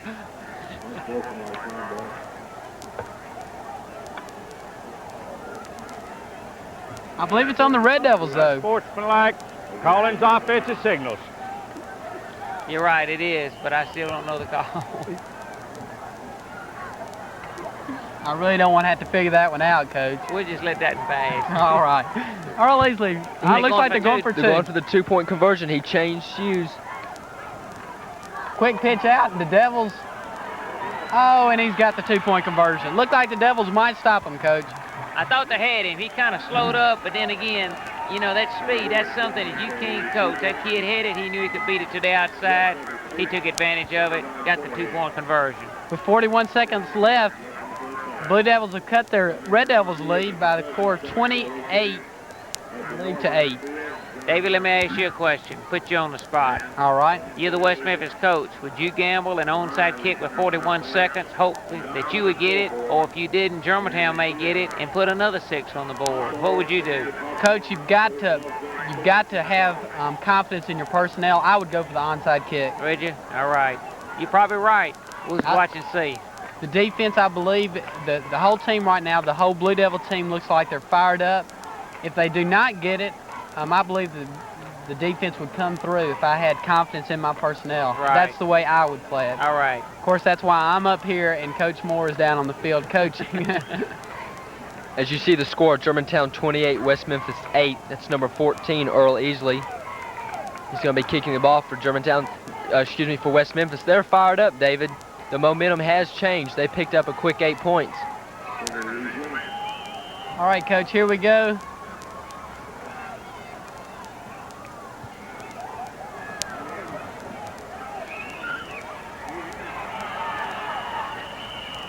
Into the end zone. Touchback. Coach, what would you have done on that play? I'm not sure. Like you talked about, personnel would be important. I don't think really West Memphis has stopped us with enough confidence that they felt like they could really hold us out on 41 seconds. Right. But then again, what's the difference in getting beat 20 points or 10? You know, if you're going to get beat, I believe I'd have went ahead and took the gamble. All right. But then again, that's why you and I up here going down on the field. Right. All right, the Devils have a long way to go. I don't know what they'll do, Coach. Do you think they'll pass or just run it? No, I believe they keep it on the ground. Look like offsides on our offensive line. Look like the end just raised up. Could have jumped a little early, David. I'm not sure how many timeouts West Memphis has got. I would bet if we run another running play, they're going to probably let that play stand, not be penalized, and run another running play. And if they hold them, I bet they take a timeout and see if they can't get maybe a punt return. Again, with that speed, they've always got that potential. Coach, I believe they did take the penalty. I don't believe much time Illegal motion on the offense. Right, 37 seconds. Hey, we do have 37 seconds left in the second quarter. It's where the coaches earn their stripes. Or gray hair. Right.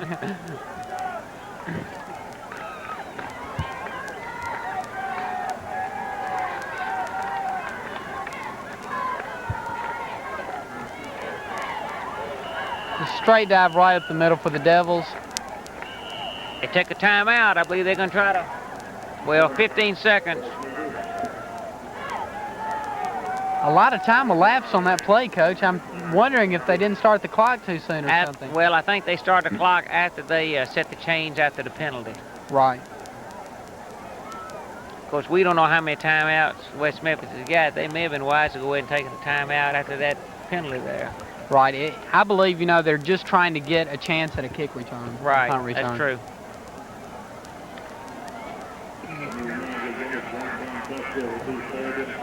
Team number 14, Earl Easley, playing both ways.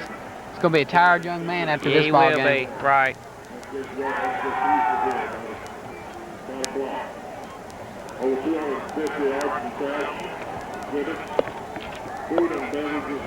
As we see again, sort of the lack of size by West Memphis, as we see their line, number 53, not that big of an individual, but a lot of heart. They've definitely come back. Right. I tell you, they're strong kids, too. They got a good weight program over. I've seen their weight room, and it's comparable to ours, or maybe a little bit better. Neighbors just falls on the ball, and I believe that's a very smart play. Right. Now, I think they got one more timeout. That may have been the last one there. So, for the Red Devils, it'll be third down? It will be third down. As you see, we have 12 seconds left in the second quarter. Germantown 28, West Memphis 8. Sort of draws out the first half. It's a strategy right here. They're gambling on a fumble or a bad snap. They get the ball, they got a shot for a field goal or possibly a touchdown. Right. See the official, the lonely official. Got a tough job, Coach. Right.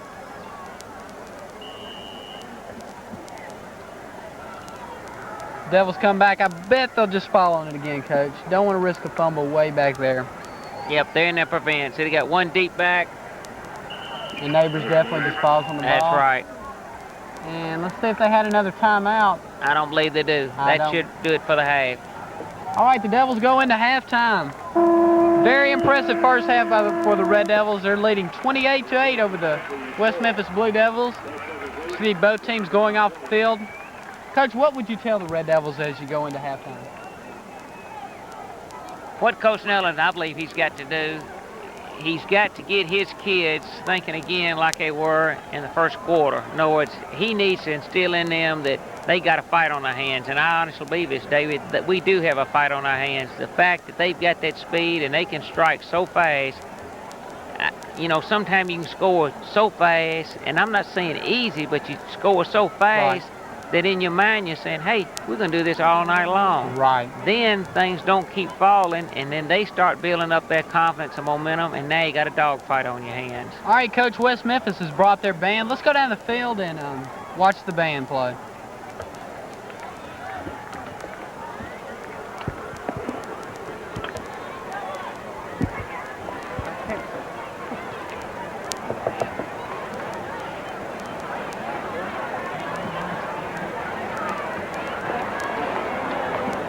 Water, Coach. I don't know how cold it is.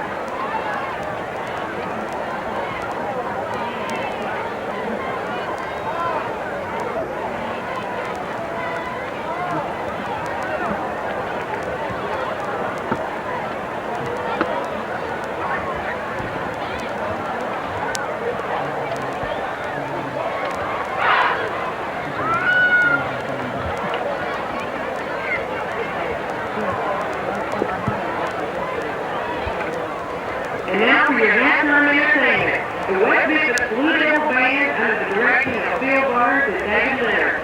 The field commander is drum major Robert Riley.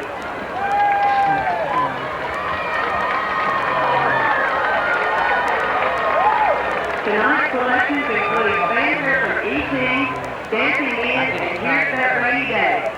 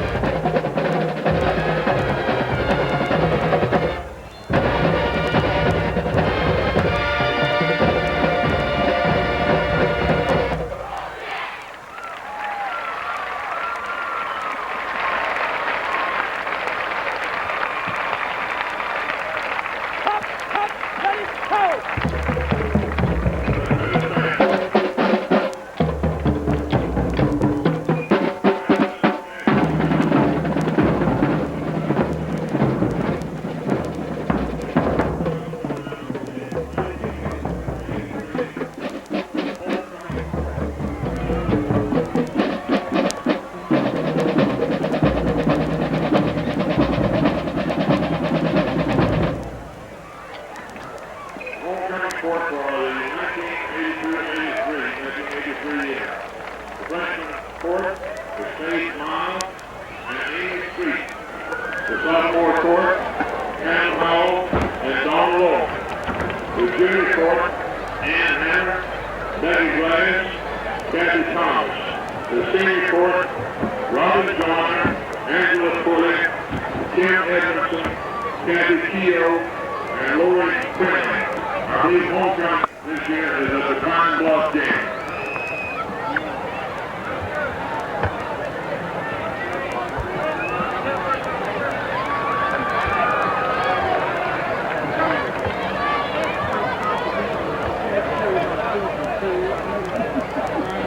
The Germantown Red Devil marching band under the direction of Mr. Sam Shaw.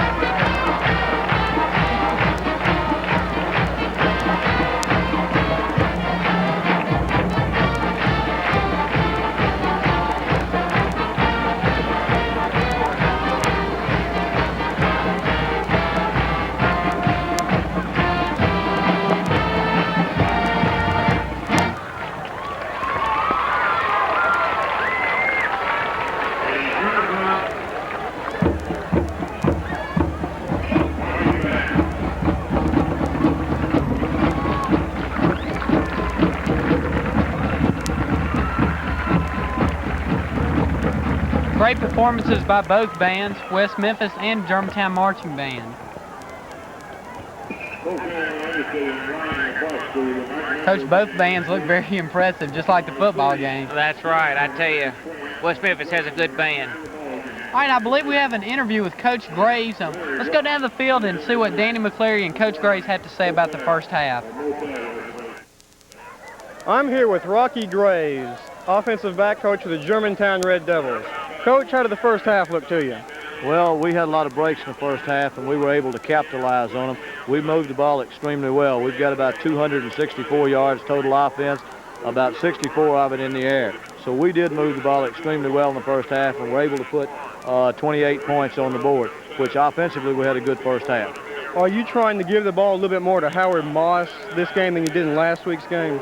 No, I'm not real particularly concerned about which back carries the ball. We're trying to take what the defense gives us. And if it happens to be the routes or the plays or the holes that Howard runs, that's great. If it's the holes that somebody else runs, that's great too. All we're trying to do is just take what they give us. In opposition to last week's game, I noticed you started instead with Chris Coppage tonight. Well, Chris had a little touch of the flu last week and was a little bit weak. Tonight, Howard got shook up a little bit early, and Chris had to stay in there and go quite a bit of the way. Also, Howard and Buzz play some on defense, so that kind of lets Chris and George Cantu stay in full time. So with the score 28-8 at halftime, Coach, how do you see the second half progressing? Well, we're going to have to play. West Memphis doesn't give up, and they got a momentum-building play there at the end of the first half. And they're certainly not going to let up because they're a fine team. And, you know, they've been in the state finals last year and the semifinals year before last. And I expect it's going to be 24 minutes of exciting football. All right, thanks a lot, Coach. Good luck. This is Danny McCleary for GHS Football. Let's go back up to David.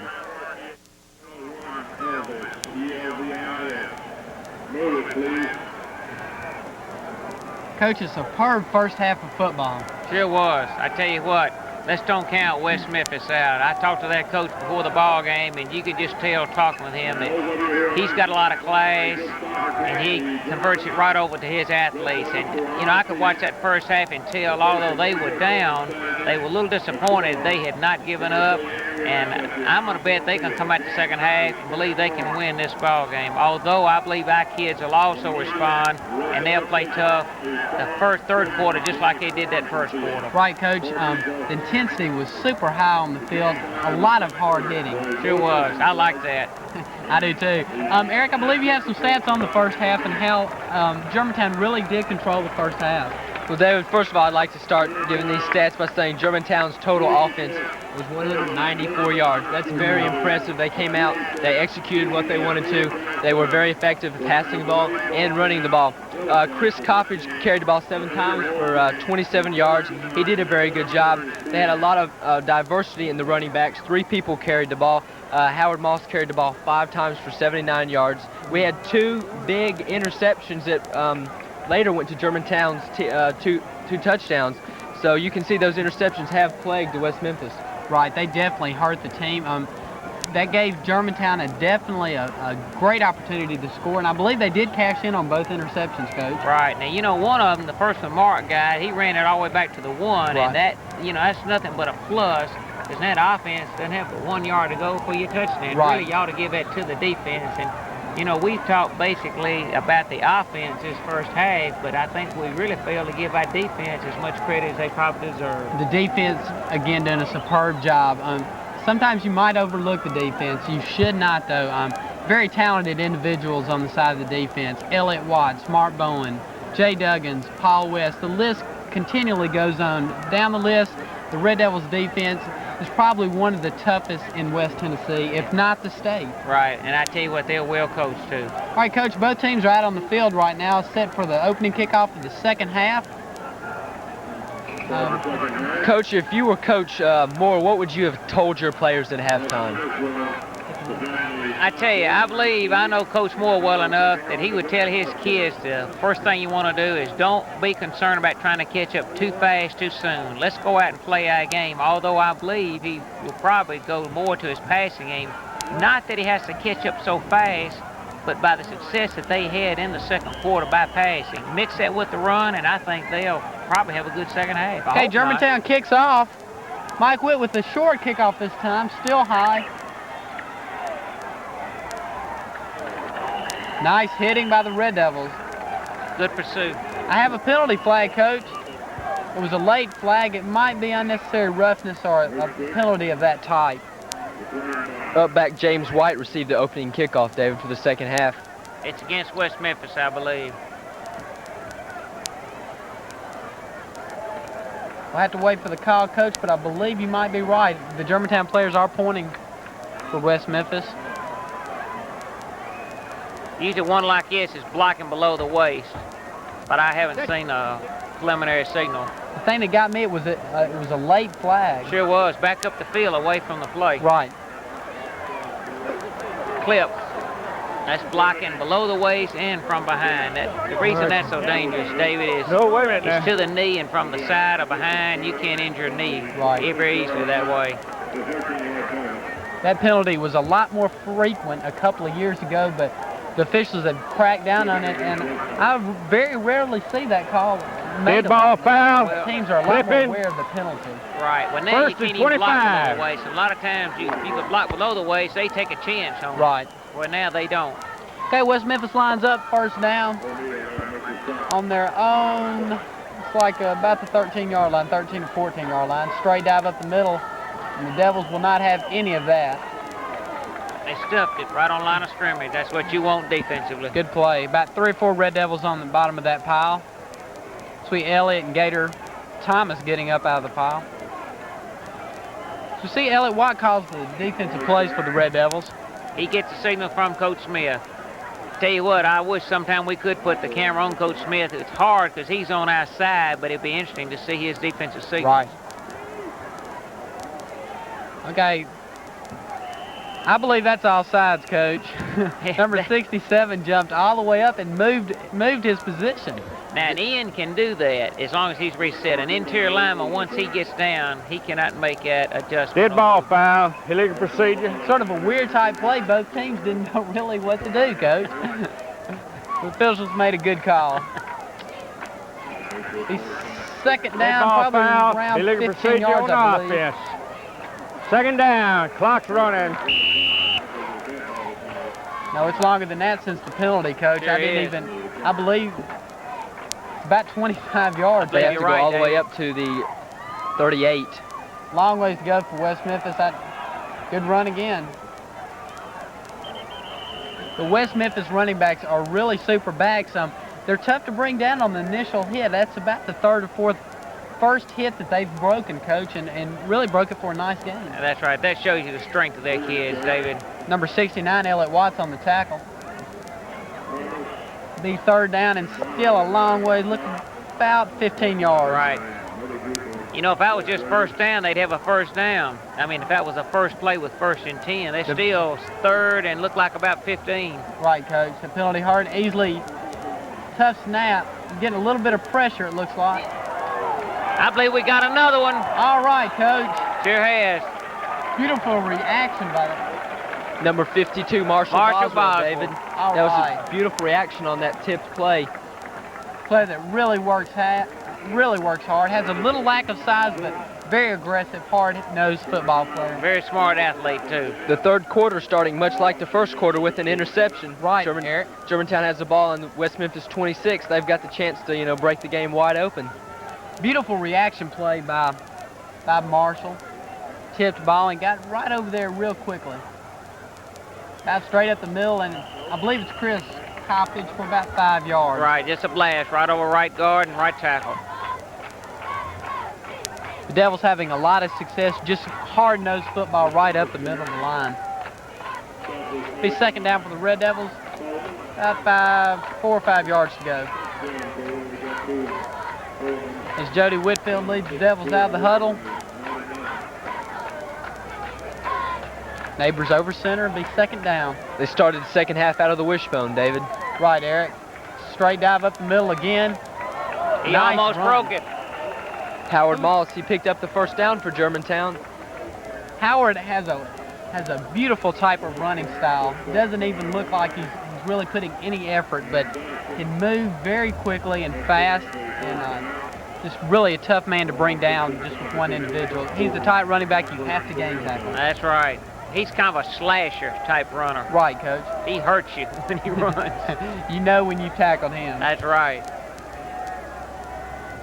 All right, first down for the Red Devils. At the 15-yard line of West Memphis.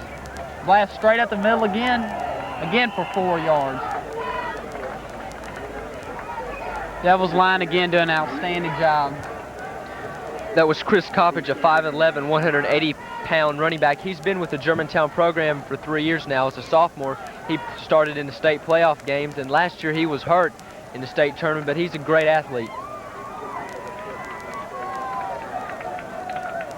What type of play you believe they'll run right now? It's second down, about 5. Do you believe they'll go for maybe a pass in the end zone, Coach? I believe they're going to keep hammering it right at them.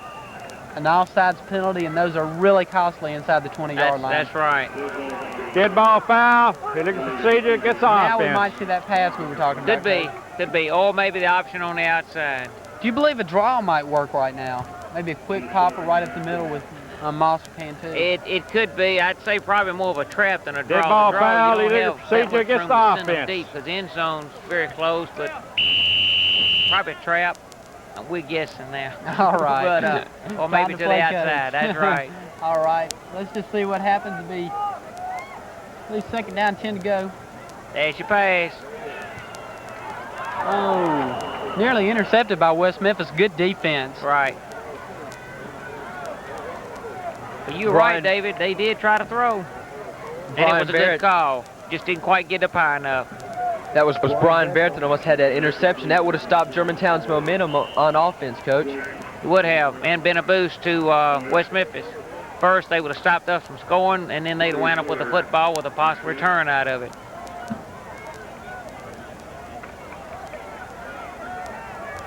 West Memphis really needs to stop them, if not for anything, as a confidence builder, That's Coach. true. That's exactly right.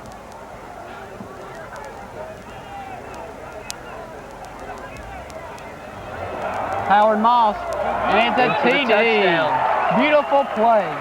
Beautiful play. That's a pretty cut he put on the defensive halfback. David, that's the same play that Howard Moss scored a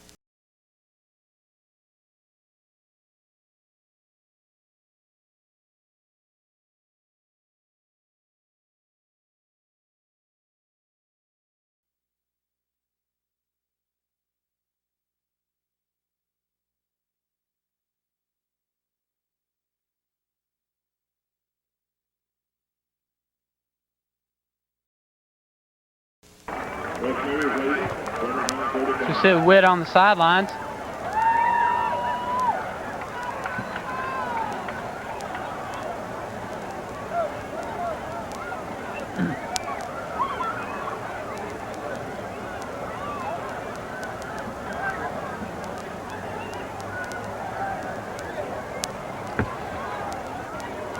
See Mike Witt lining up the kickoff.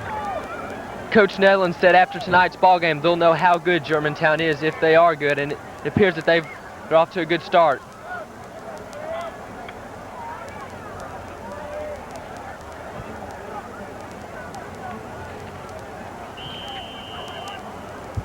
Here's Witt with the kickoff.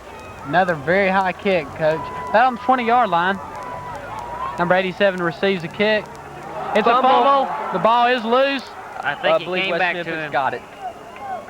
The ball went way up in the air, Coach. You could hear that leg, couldn't you, David? There's a young man from West Memphis down. It looks. I hope it's only his wind knocked out. David, that's number 87, Alfred Brown. He was a young man that received the ball on the 20-yard line, got hit and caused the caused the fumble. He's 5'9", 140 pounds. Great sports receiver. You see Leland Smith, the first coach out there, helping the opposing team. I hope it's only his wind knocked out.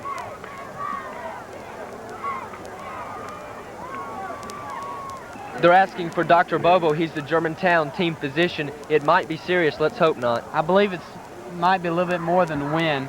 It looks like maybe a rib. Yeah, it's in the midsection of the West Memphis player.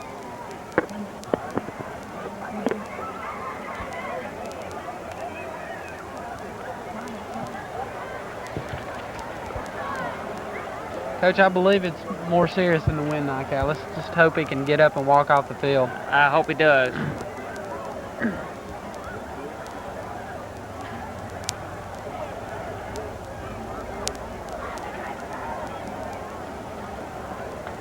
He's in quite a bit of pain, Coach. He's holding his, looks like his ribs. But he is walking. Number 87 gets an applause from the Germantown side. Tough individual. Very gutsy young man. Believe it'll be first down for West Memphis. I look for West Memphis to come out throwing a little bit more the second half to try to catch up. That's a basic play right there, David, and we've been able to shut that play down just about all night. You see 2 or 3 Red Devils all over the ball. It looks like that the man starts back so far that he's gaining really more yards than he's getting, because he has to run 5 or 6 yards just to get to the line of scrimmage. Yeah, it appears that way, but that's their philosophy. See, they want that tailback with that speed. If the play's clogged up on the right side, they want him to have that room and vision to cut back to the left. He's second down, about 9 yards to go.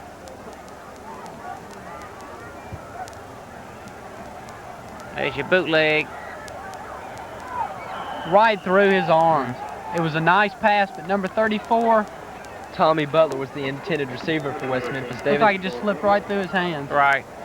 That takes a great deal of concentration, because one of our defenders cut right in front of him. Right. He probably cut across his vision just for a split second, and that enabled the boy not to concentrate quite well enough to catch a pass. You see Pruitt, very tough. He's a junior, I believe. Right. Weighs about 205 pounds. He's one to look out for in the future. That's Germantown. true. Much improved ball player. Looks like a little boot in reverse, and he has got a lot of room. He is still on his feet, and I believe David, he's he may gone be now. gone. Look at Mark Bowen is trying to chasing him. catch him, but I don't believe he will. West Memphis with a beautiful run. I believe that was number 21. Kevin Williams. He gained 125 yards last week. Well, he picked up about 70 right there, Eric. A question for you, Coach. If you were Coach Moore, would you go for the 2-point conversion or try to get the pat and get the definite 1 point? Well, if they stay with the 1-point conversions, and if they're able to score enough, they can, catch us and beat us by 1 point. Coach, there's that speed that we were talking about before. A little misdirection, and then Kevin Williams had the whole side, and it did not look like any Germantown players were over on that side. Right. My statistician, Chris Cry, just told us he gained 75 yards on that carry.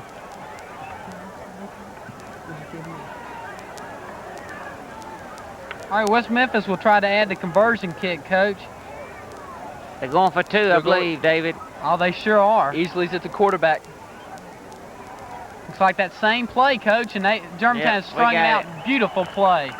Number 83, Bo Manus, was on the stop.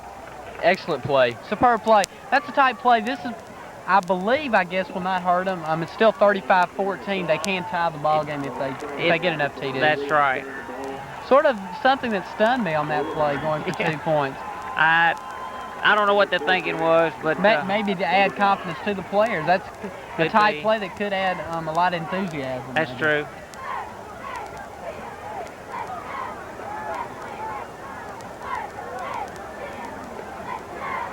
If we can get a shot, you'll see Earl Easley running at the top of your screen for West Memphis. He just ran out of your screen, but he plays both ways and has been in there the whole ball game.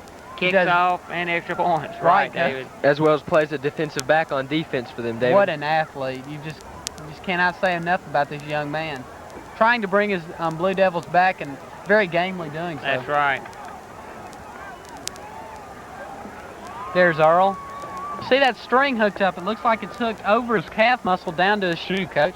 As we see the score, 35-14. What it does, that locks that ankle, and it allows the toe to be up on his shoe. Right. And it gives him good support when he kicks it, and that gives that good pop on the ball. Hopefully get good height on it. Right, we saw him in pregame, and he was knocking the ball regularly into the end zone. So right. There's another one. Line drive. Let's see what happened on that play. Was it a touchback? He stepped out of the... He stepped... No, what happens in high school rule, if that ball crosses the goal line, whether it's called or not, the ball is automatically brought out to the 20. Right, okay, I understand. So if he got it in and tried to run it out, he couldn't. Okay. It's on kickoffs now. See number 29, Craig Hallman, doing an excellent job on kickoff and punt returns for the Red Devils. Very quick young man. You see the Germantown huddle, number 16, Forrest Neighbors is in at quarterback. They're going to be running out of the wishbone again, David. Moss, Cantu, and Coppage are in the backfield for Germantown. See if they run any motion. There it is again, trying to keep the West Memphis defense off balance. Straight dive right up the middle, big hole. Beautiful running, hard-nosed running back. Good. I believe it's George Cantu, Coach. Thank you. Chris Coppage. Coppage. Looks like he's grabbing his thigh. He's getting up He slowly. got a tough lick. I'm not sure what his problem is.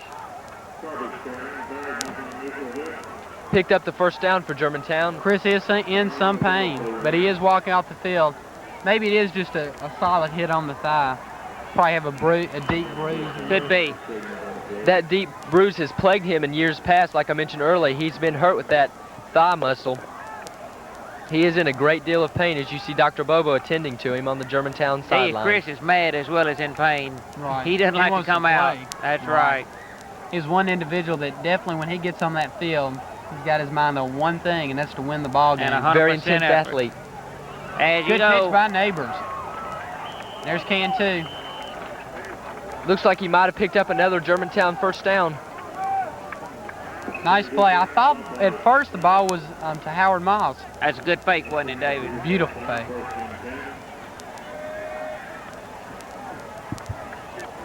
See number 87 shuffling in and out the plays. It's constantly going on. A lot of coordination between top of the press box with Coach Graves to Coach Netherland into the huddle with Forrest. Right. And this has to happen. I believe the time is 25 seconds in high Approximately 25 seconds, right, from the time he blows the ball in play. Nice dive for about 4 yards. The offensive line getting off the ball very well, just like they were last week. Something that Coach Harrison works on in practice, and in Coach's explosion off the offensive line, getting that quick second to hit the defense and knock them back a little bit, enabling their runners to pick up an extra 1 or 2 yards. You combine that with the right call for the type of block, and you ought to have a successful running play. That game was for about 4 yards. He's second down, about 6 to go. Devils in motion again. They are constantly moving, Coach. Look at that line surge forward. Tough hitting. It does look like the interior line is getting off the ball. It will be about 3rd down and 4. Do you believe they'll dive it straight up the middle? Let's see what happens. Yeah, and it's about 3rd down and 3, Coach. Right. They've had good success. They may not vary from it.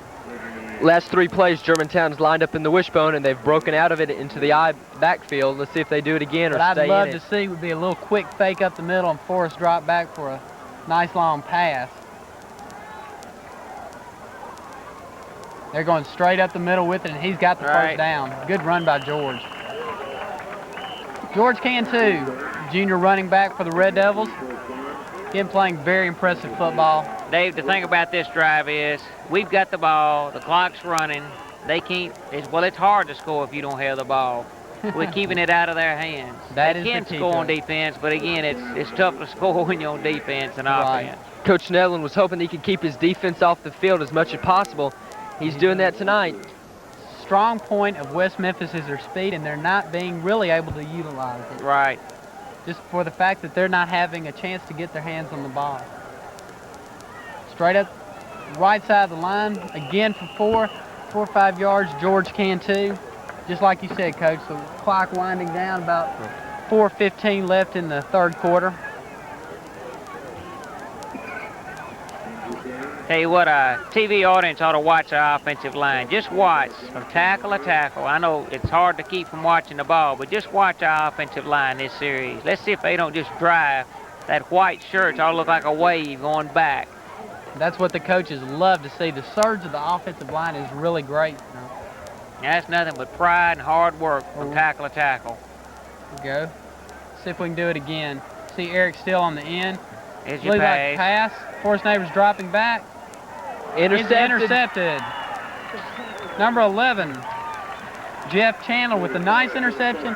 Forrest just slightly overthrew it. Yeah. Forrest is limping a little bit, David. He got up a little slow on that play, and he's limping. Let's hope he's all right. You see the West I think he's Memphis okay. sideline. Right. see the number 14, Earl Easley, coming in again. What a game young man.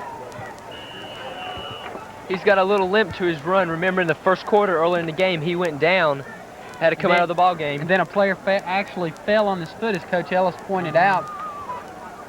But he is a very talented athlete. He's a young man that will not quit until they carry him out on a stretcher. You see the interior line of West Memphis, we just really have them outsized. As Easley calls timeout, and this will hurt if they get in close with the Red Devils. These timeouts become more and more important. Yeah, they could use that timeout, you know, in the fourth quarter. A couple of minutes left to go. They were not sure what to do on that play. I noticed their two running backs did not know where to go, so it might have been a little bit misdirection, a little bit not understanding the call.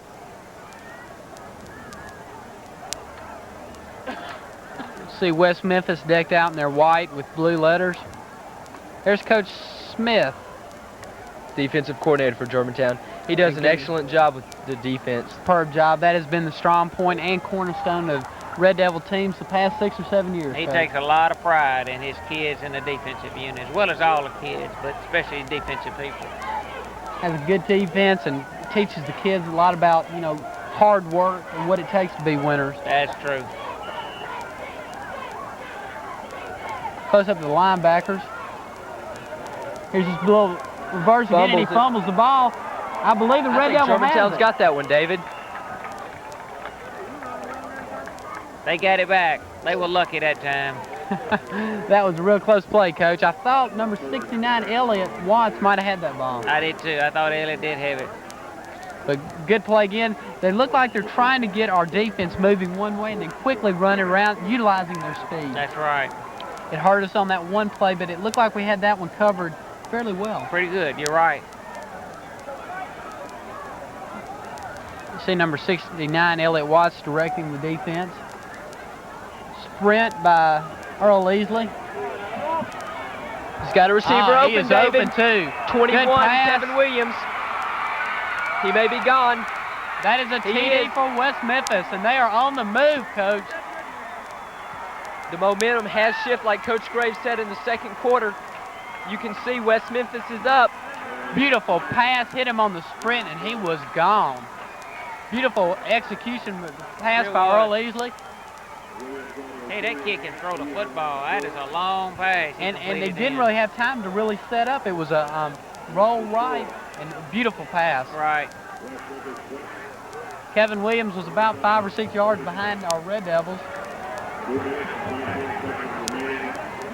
A stunned silence is really gathered with the Germantown players and the crowd here at Germantown.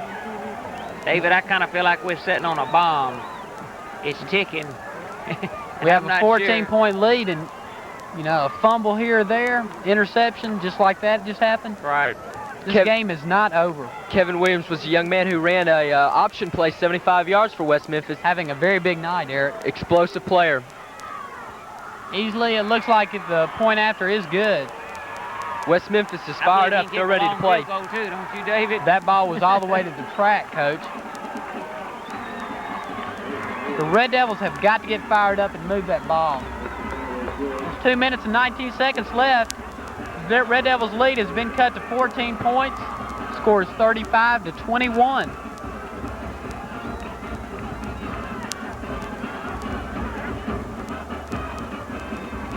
David, Chris Coppage, who went out of the game earlier with a, there you see the score, Germantown 35, West Memphis 21. Like I was saying, Chris Coppage is putting a knee brace on. He had some ice on his knee. Let's hope he's all right. Running backs take a lot of punishment, a lot more than people realize. They sure do. West Memphis, and a very enthusiastic West Memphis Blue Devil team set to kick off. Players jumping up, ready to go. They got new life and new blood now.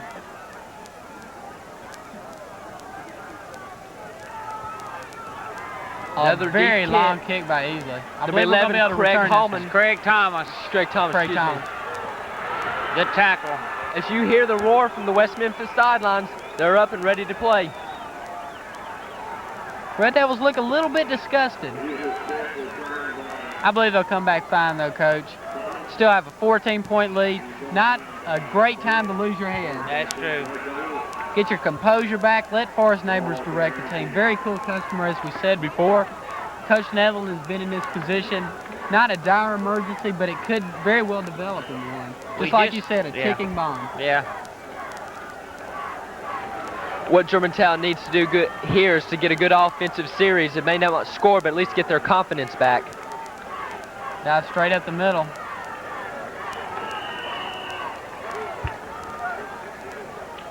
Coach, I believe that's still for about 4 or 5 yards. They're still driving it on, aren't they? Good charge.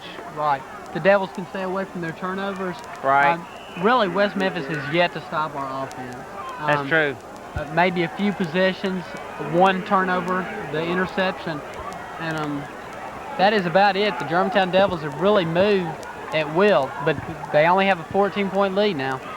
I don't believe we've had a fumble tonight, have we, David? I don't believe so either, Coach. As Howard Moss is real close to first down. If he doesn't have it, it's going to be super close. Right. There's Howard. Big senior, has been at the Germantown program for 3 years, and what a valuable individual. I've enjoyed watching him play. I believe the officials will have to bring the chains out to check on this. It's going to be very close. As we saw in that last play, Moss, he just does not look like he was putting any effort. Very graceful runner. A superb run. Right, it was. You see it here, it is. Yeah, they just hamming it right at him right now. I imagine Coach Snell's going to keep it on the ground, eat some more of that clock up. That's the way to do it. Try not to get in that 3rd and long situation. Right. It's first down and 10 for the Red Devils. And those kind of plays will just eat the Blue Devils' time away and really eat their confidence away. If they can keep running up the middle, it's got to be sort of demoralizing to the West Memphis team. There's a fumble again, and West Memphis has got the ball, and they are right back in this ball game, fans. Let's see how tough our defense is now. This is going to be a true test for them.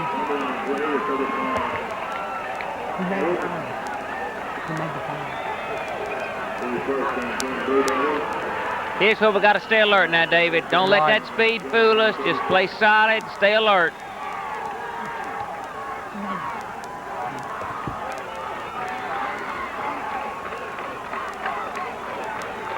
We got a good ball game on our hands, David. There's still a minute left in the 3rd quarter. This game is by far not over.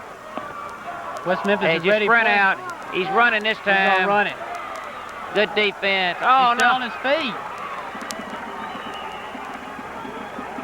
That is just really not locking up, but an excellent run by Easley. Yeah, good effort on his part.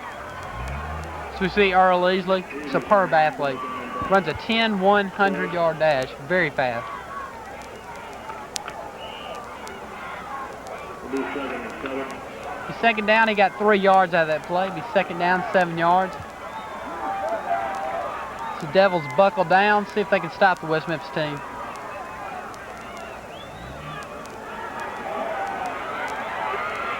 Good defensive play. That was Paul West deflecting that ball. All right, Paul, good play. The last 2 times, West Memphis has ran the same play. Once it was a rollout to the right, once it was a rollout to the left, Coach. That's really a bootleg action, Eric. You know, it's similar to a rollout, but what they do, they give play action to one side, pull a backside guard, and then roll back out to the other side. What they do, they hope to get the secondary rolling and then throw back underneath it on the other side. I think they have figured out that they're really not very successful running straight up the middle, trying to mix up their plays. Offsides, it looks like on West Memphis again. I believe you're right. That left tackle pull. Really not the time to make, not that there is a time to make mistakes, but this is a real important part of the ball game. You've got to be, when you get on that line, mentally prepared to go at it. That's right. Dead ball foul.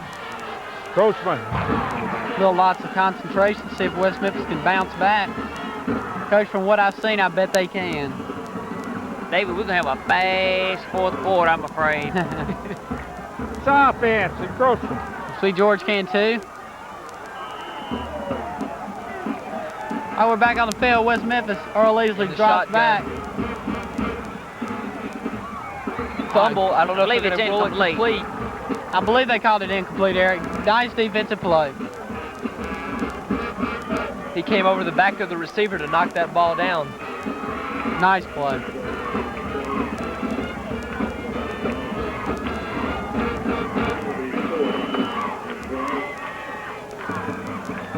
The ball is resting on the Germantown 39-yard line. I don't know if they're punting or passing, Coach. I don't know. They make They're going quick kick. for it. They're going for it. You're right. Uh-oh. Oh, he's got some open field. There's easily speed as his Hornet. Oh, he's got a man open. Opening.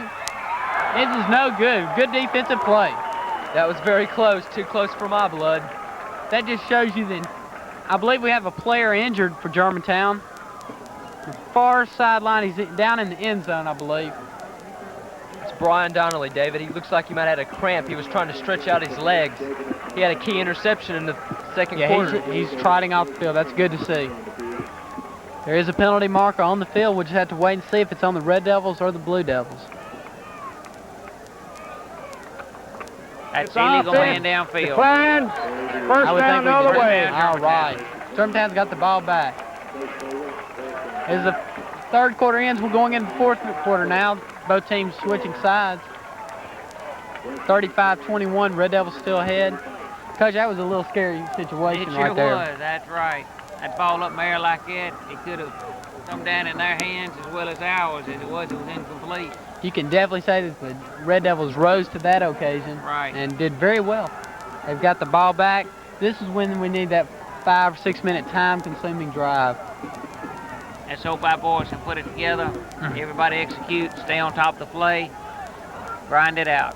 One point about when Neighbors did throw the interception, that was after a very long drive by the Red Devils, ate up a lot of the clock. West Memphis defense has been on the field a long time, and they've got to be getting tired. Right. You can only go so long on enthusiasm and adrenaline. Right. You see Pruitt trying to get a little Tommy Pruitt on the sideline. Red Devils back out. Like Buzz Wathall at the point. And 2 for 5 or 6 this time. In the third quarter, Germantown gained 89 yards total offense. Cantu carried the ball 5 times for 31 yards, averaging 6.2 yards a carry. He looks like he's been the main carrier for Germantown tonight. A big thing, Forrest Neighbors had 1 interception, David. That's the first time this year. Right. He just overthrew him slightly, and there was a defender back there.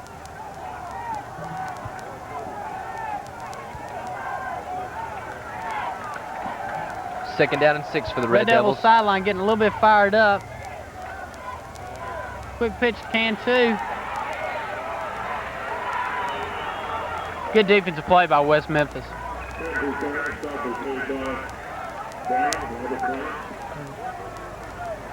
Tackles were made by number 36, Robert Brown.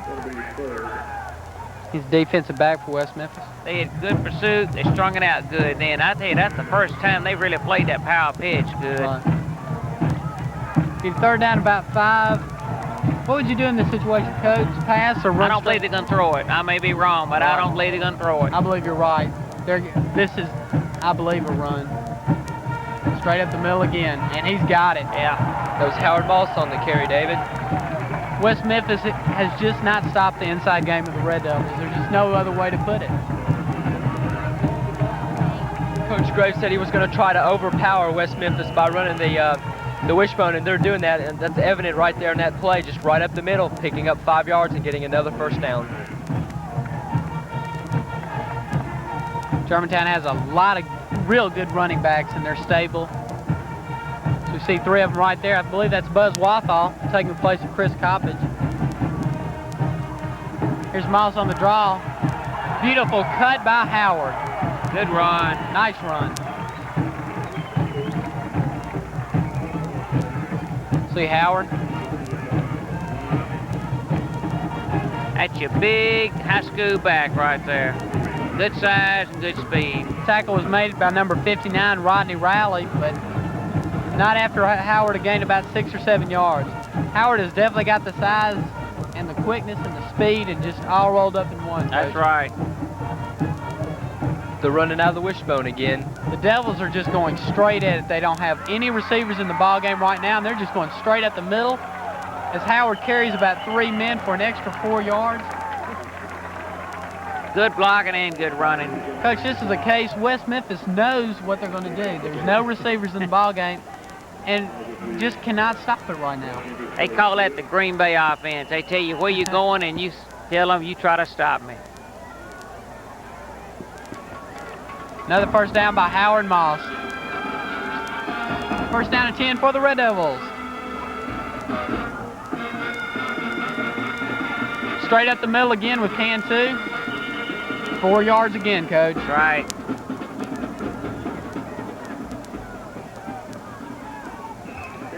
The last 3 plays, Howard Moss has picked up 25 yards on 3 carries. So you can see they're running right up the middle and being very effective at it. Number 59, Rodney Riley, again on the tackle, making a lot of stops for the Blue Devils. They're just giving up slightly a little bit too much yardage. The Devils are getting first downs, right on their second down play. And see what they do here. They bring their ends in again, Coach. They're going straight at them. Offsides for the Red Devils. Number 69, Elliott Watts, jumped off sides, and you can see he's a little bit disgusted with himself. A little mental lapse by Elliott. But he is a fine ball player. He gets the defense. Head ball foul, illegal procedure, gets off. Coach, I believe on the last 6 plays, the Devils have bring both their ends in and are just going straight at it. Right. You're right. That's not a passing formation like you mentioned, ball David. foul, Now, we illegal can throw out procedure of it, against but offense. it's as far as a passing formation, it's not that. It's a strictly running offense. He's second down about 12 yards for the Red Devils. About 8:31 left in the 4th quarter, and time is running out on West Memphis. They need the ball back. Quick pitch to Cantu. Nice run, about 5 yards, I believe, Coach. It's going to be a 3rd down and 5 play for Germantown. If they can keep the ball and keep possession of it, the clock's going to tick down. Rodney Riley again on the tackle. Coach Moore is very high on that young man. Hopes to see him back next year as a senior. He said the key to their team, they have 2 junior linebackers just like we did last year with Mark Bowen and Elliott Watts. They got a lot to look forward to, haven't they?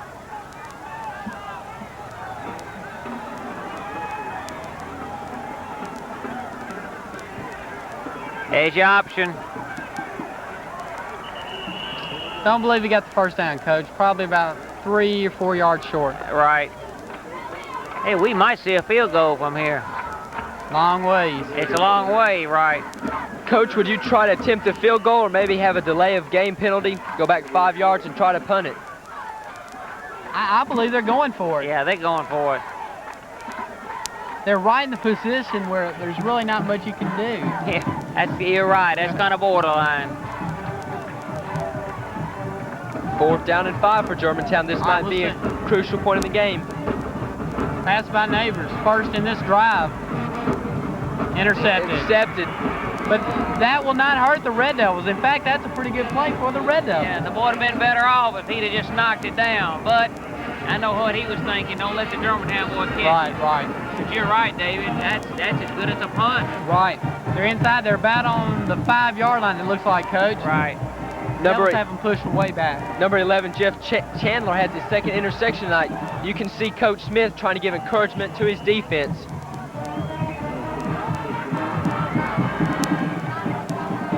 Coach Smith looks fairly relaxed with his 14-point lead. Has a lot of confidence in that defense. Yeah. Okay, here we go with West Memphis. Earl Easley again on the bootleg, and the Red Devils cover it very well. Looks like number 17, Paul West, jumping right up there for the stop. Paul's playing an exceptional game, Coach. Yeah, good ball game. You can see his quickness. He's still picked up about 5 yards, even though he was met as quick as possible by one of Germantown's secondary. You're right. I thought the game was for about 2 or 3 yards, but again, it's a 5-yard gain. But again, West Memphis, the time is running out on the clock. 6:09 left in the 4th quarter. We're going to have to do something very explosive, and that's not the way to do it. Number 51, Tom Pruitt, and on the stop for Germantown.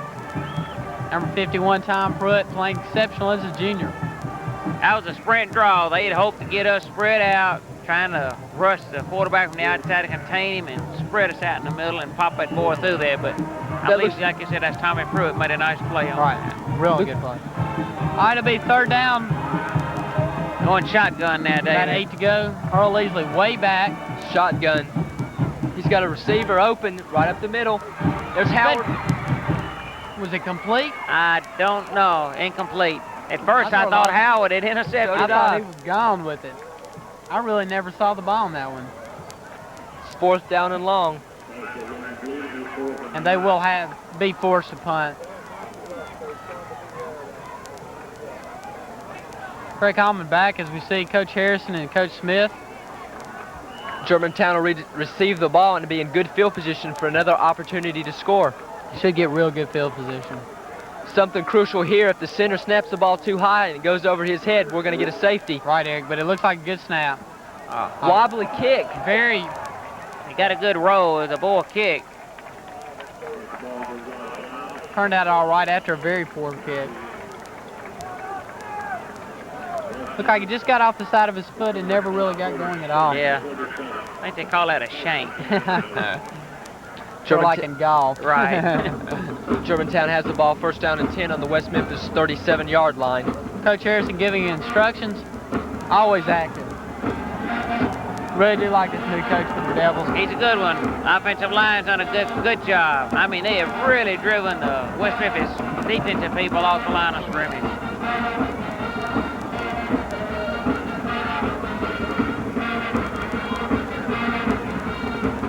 They bring their ends in. Straight up the middle, Cantu again, and he looks like he almost popped it. Beautiful run.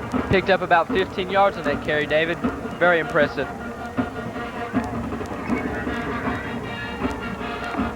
Brian Barrett made the stop for West Memphis.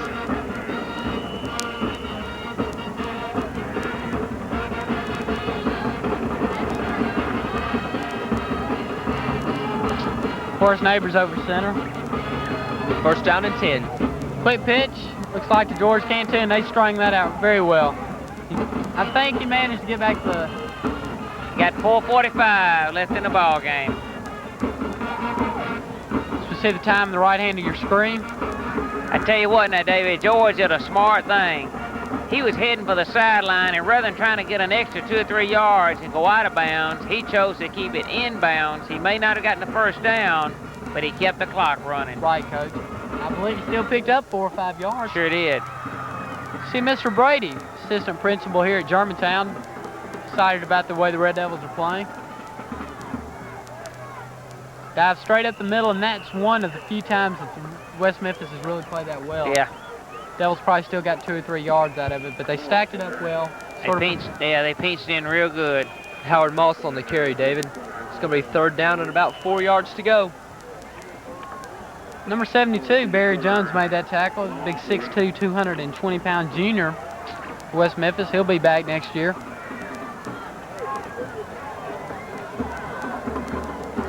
.353 with time running, and looks like Germantown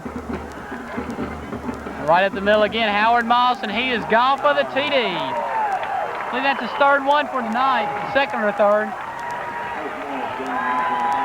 Howard Moss. What a player he is.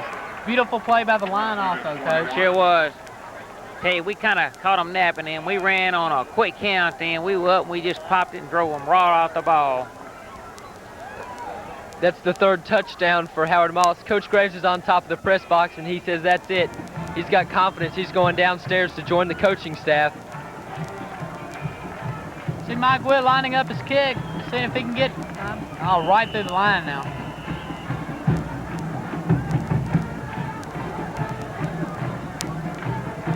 See Germantown huddle.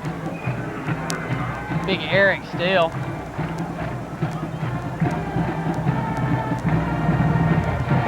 Dead ball foul.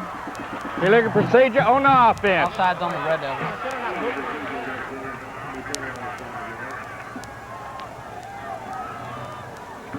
See an instant replay. Howard Moss just breaks right out the outside. That familiar strut into the end zone. Yeah. Number 22, Howard Moss. Exceptional play.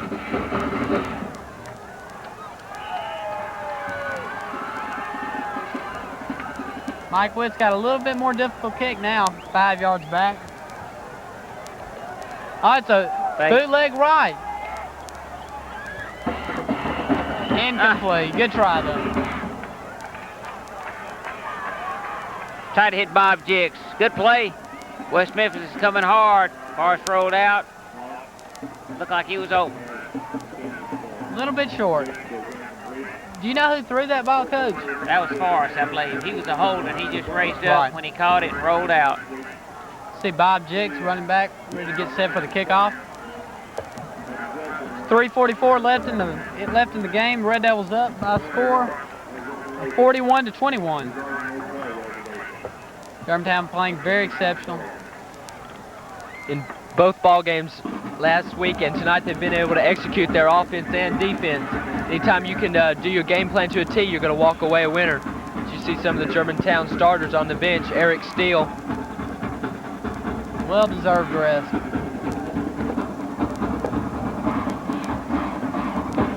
Let's don't count West Memphis out. They still have an explosive ball club. You never count them out, but that touchdown really hurt, Eric. That sure did, Not David. much time left. Hope it doesn't go out of bounds, Coach, but that's exactly what it did. Sure it did.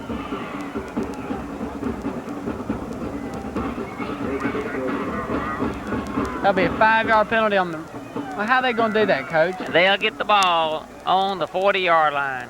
That, I tell you what, that's a penalty that really hurts. You kick it out of bounds down there. There's Smith. And they wind up with the ball on the 40-yard line. I was not familiar with that call. I thought it was a 5-yard penalty and then the kick was redone. Right, yeah, a lot of people are not aware of it, but it happens. Yeah. You would think that, well, you ought to be able to kick it within the bounds. 50-yard field. Yeah. That's all right. First down and 10 for West Memphis. What happens on that, David, sometimes you're trying to kick it away from a certain player and you get it a little too far away and it sails out of bounds. Probably trying to kick away from Kevin Williams and it cost him. Yeah.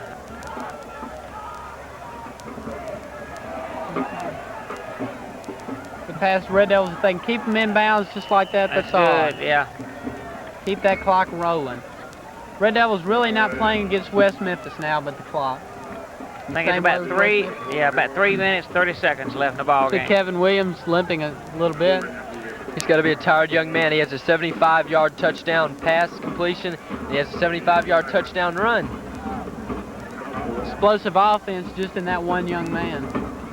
He's coming out, too. You see Bond Tubbs at the cornerback position. He's right up on the line now. We'll try to bump the receiver and then hold him in. There's Easley's quickness.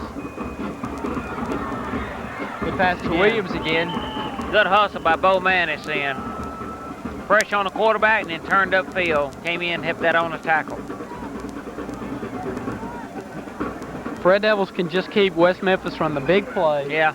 I believe they've definitely got Don't let them get the quick score because you know they're going to onside kick next time they get it. Exactly, Coach.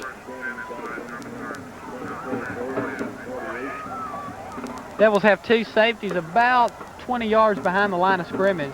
Don't want to give up the big play. They're looking for the pass all the way. It's good defense. Some of the West Memphis fans thought that might have been pass interference against Elliott Watts. Both safeties on our team are playing very deep and then even go back farther when the ball snaps. That's true. Very deep drop.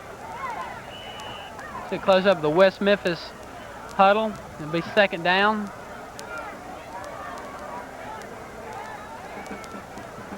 Second down and a long 10 for West Memphis. Coach, the Red Devils are up by 20 points, but West Memphis has still got a very tough team. Yeah, they're hanging in there. They can try to get another one. A lot to look forward to this coming year in the Arkansas playoffs. There's that draw. A lot of Red Devils around the ball. Coach, that looks like the draw that the Dallas Cowboys use. They do. Dallas likes to keep that tailback deep. When he gets it, he's got virtually from sideline to sideline to run where the hole opens up.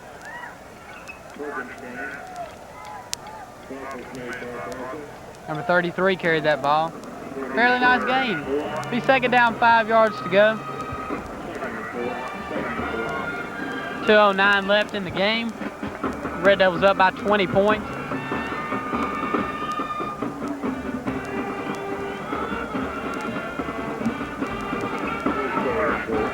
Easley has got a superb, quick drop, really. He really gets back. Intercepted. Another tip.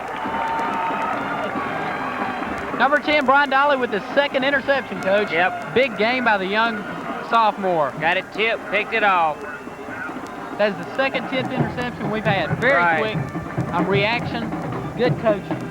The coaches are high on him. He's only a sophomore. He also plays quarterback. He may be the starting quarterback in 2 years from now. As you see him. Brian, the familiar buzz head of the sophomores. Keep them cool, though, Coach. I know Coach White's proud of him.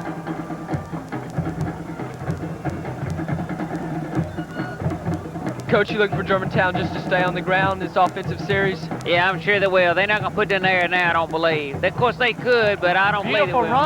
Beautiful run. It looks like it might be TD time. I didn't catch the number 42. George Cantu. He has got superb speed, Coach.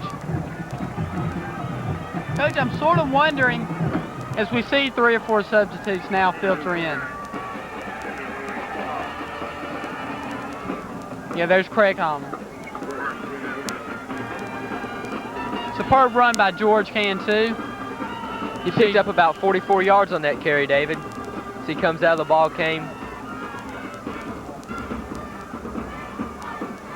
To the Red Devil sideline. Here's the instant play. Cantu on the run. It's very at the tail end, but superb run. Back to live action. Short dive by Buzz Walthall. Buzz Walthall, very, very physical player. Buzz is talented. He can play a number of positions. He can play tight end, running back, receiver. He's punter for the Red Devils. And punter, right. Very versatile athlete. And also play on defense if he's needed.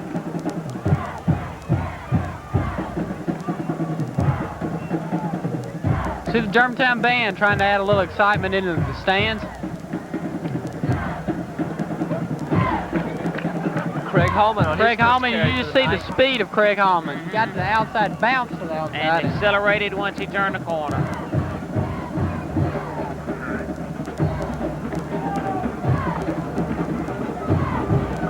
Now you might say, why did Craig run out of bounds? But Craig's a sophomore. He wants another shot. He wants to try to put this one in the end zone. There's 26 seconds left. I believe the Devils are going for another score, Coach. Yeah. Not going to sit on the ball. I don't believe this is a rub-in tactic, though, really, Coach. No. Maybe giving the younger players experience, as we see the score, 41-21. Just trying to give our younger players a little more experience. There's Holman again on the outside. In for Germantown, Jim Jolly is now receiving the, taking the snaps. Time is running out. There's about 10 seconds left. Germantown's 2-0. Devils will come away with their 41-21 victory. They're going to let it run out. It's about a second left. All right, as we see the Germantown cheerleaders. Superb victory for the Red Devils, Coach. Tell you what, it was a little closer than the score indicated, David. We had to fight and scrap in that last half to keep them out. The Red Devils really did. Scrap, never gave up, and you can say the same for West Memphis. That's true. Never gave up. That's true.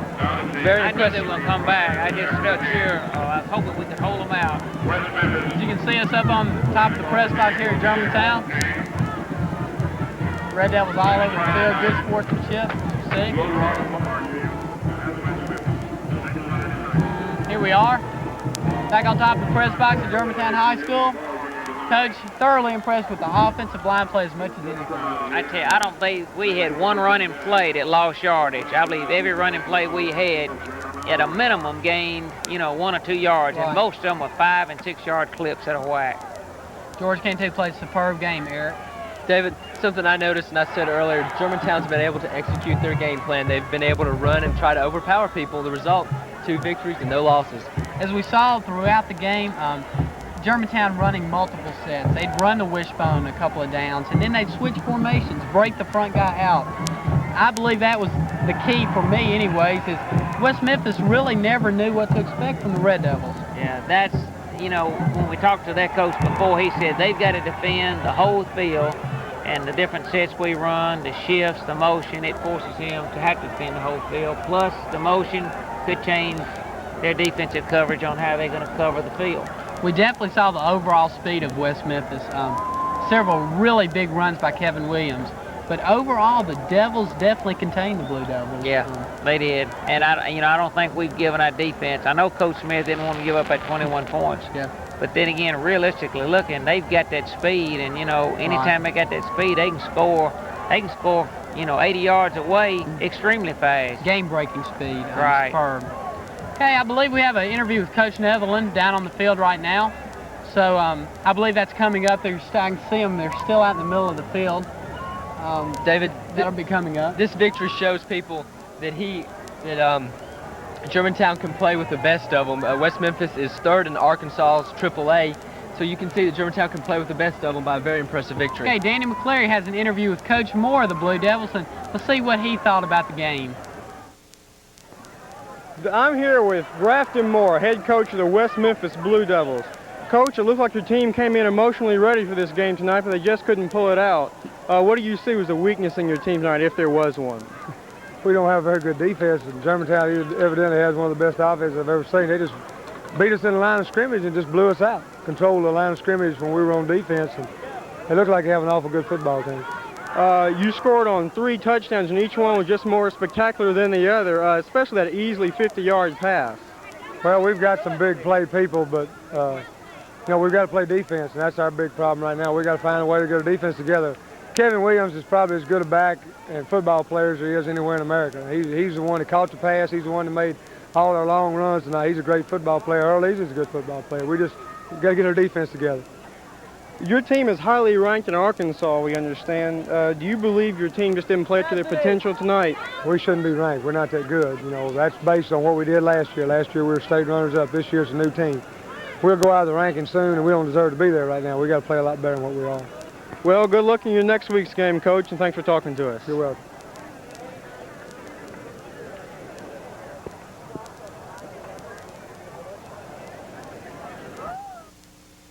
Sort of dejected, Coach Moore, but if I know him right, he'll come back next week and have the Blue Devils ready to play. Right. I tell you, we talked about this earlier, David.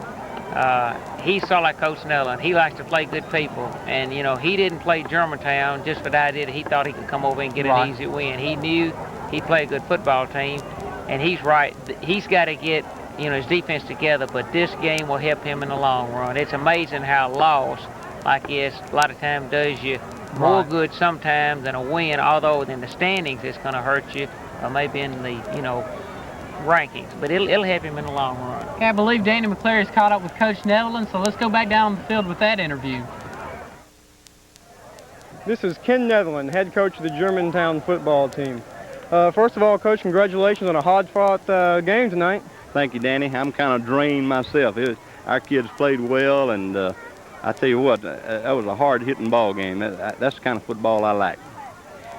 Germantown defense allowed 21 points tonight. From a team like West Memphis, do you think that's expected? Well, we told our kids they had a good offense and an explosive offense. Number 21 has a tremendous amount of speed, has shown tonight. He made some big plays for them. I don't think we were that bad defensively. I think they just made some good plays. Our kids played well defensively. The majority of the team's touchdowns, it looked like, came from fumble and interception recoveries tonight. Well, we always tell our kids, when we get a break, we want to try to change it into 6 points. And we were able to do that early in the ball game. And in the second half, come back, looked like we were trying to give them the same advantage the second half. But thank goodness our kids, we recovered and we got 2 good drives in, used up a lot of the clock, and we was glad to get off the field with a score like it was. So how do you think the team did overall tonight then? I think we played well. Our offensive line really took control of the line of scrimmage tonight, and our running backs ran hard. That's the kind of football I like, really, and, we had a couple of turnovers. For Eric Scott and Coach Jerry Ellis, I'm David Bryant. Have a very nice evening.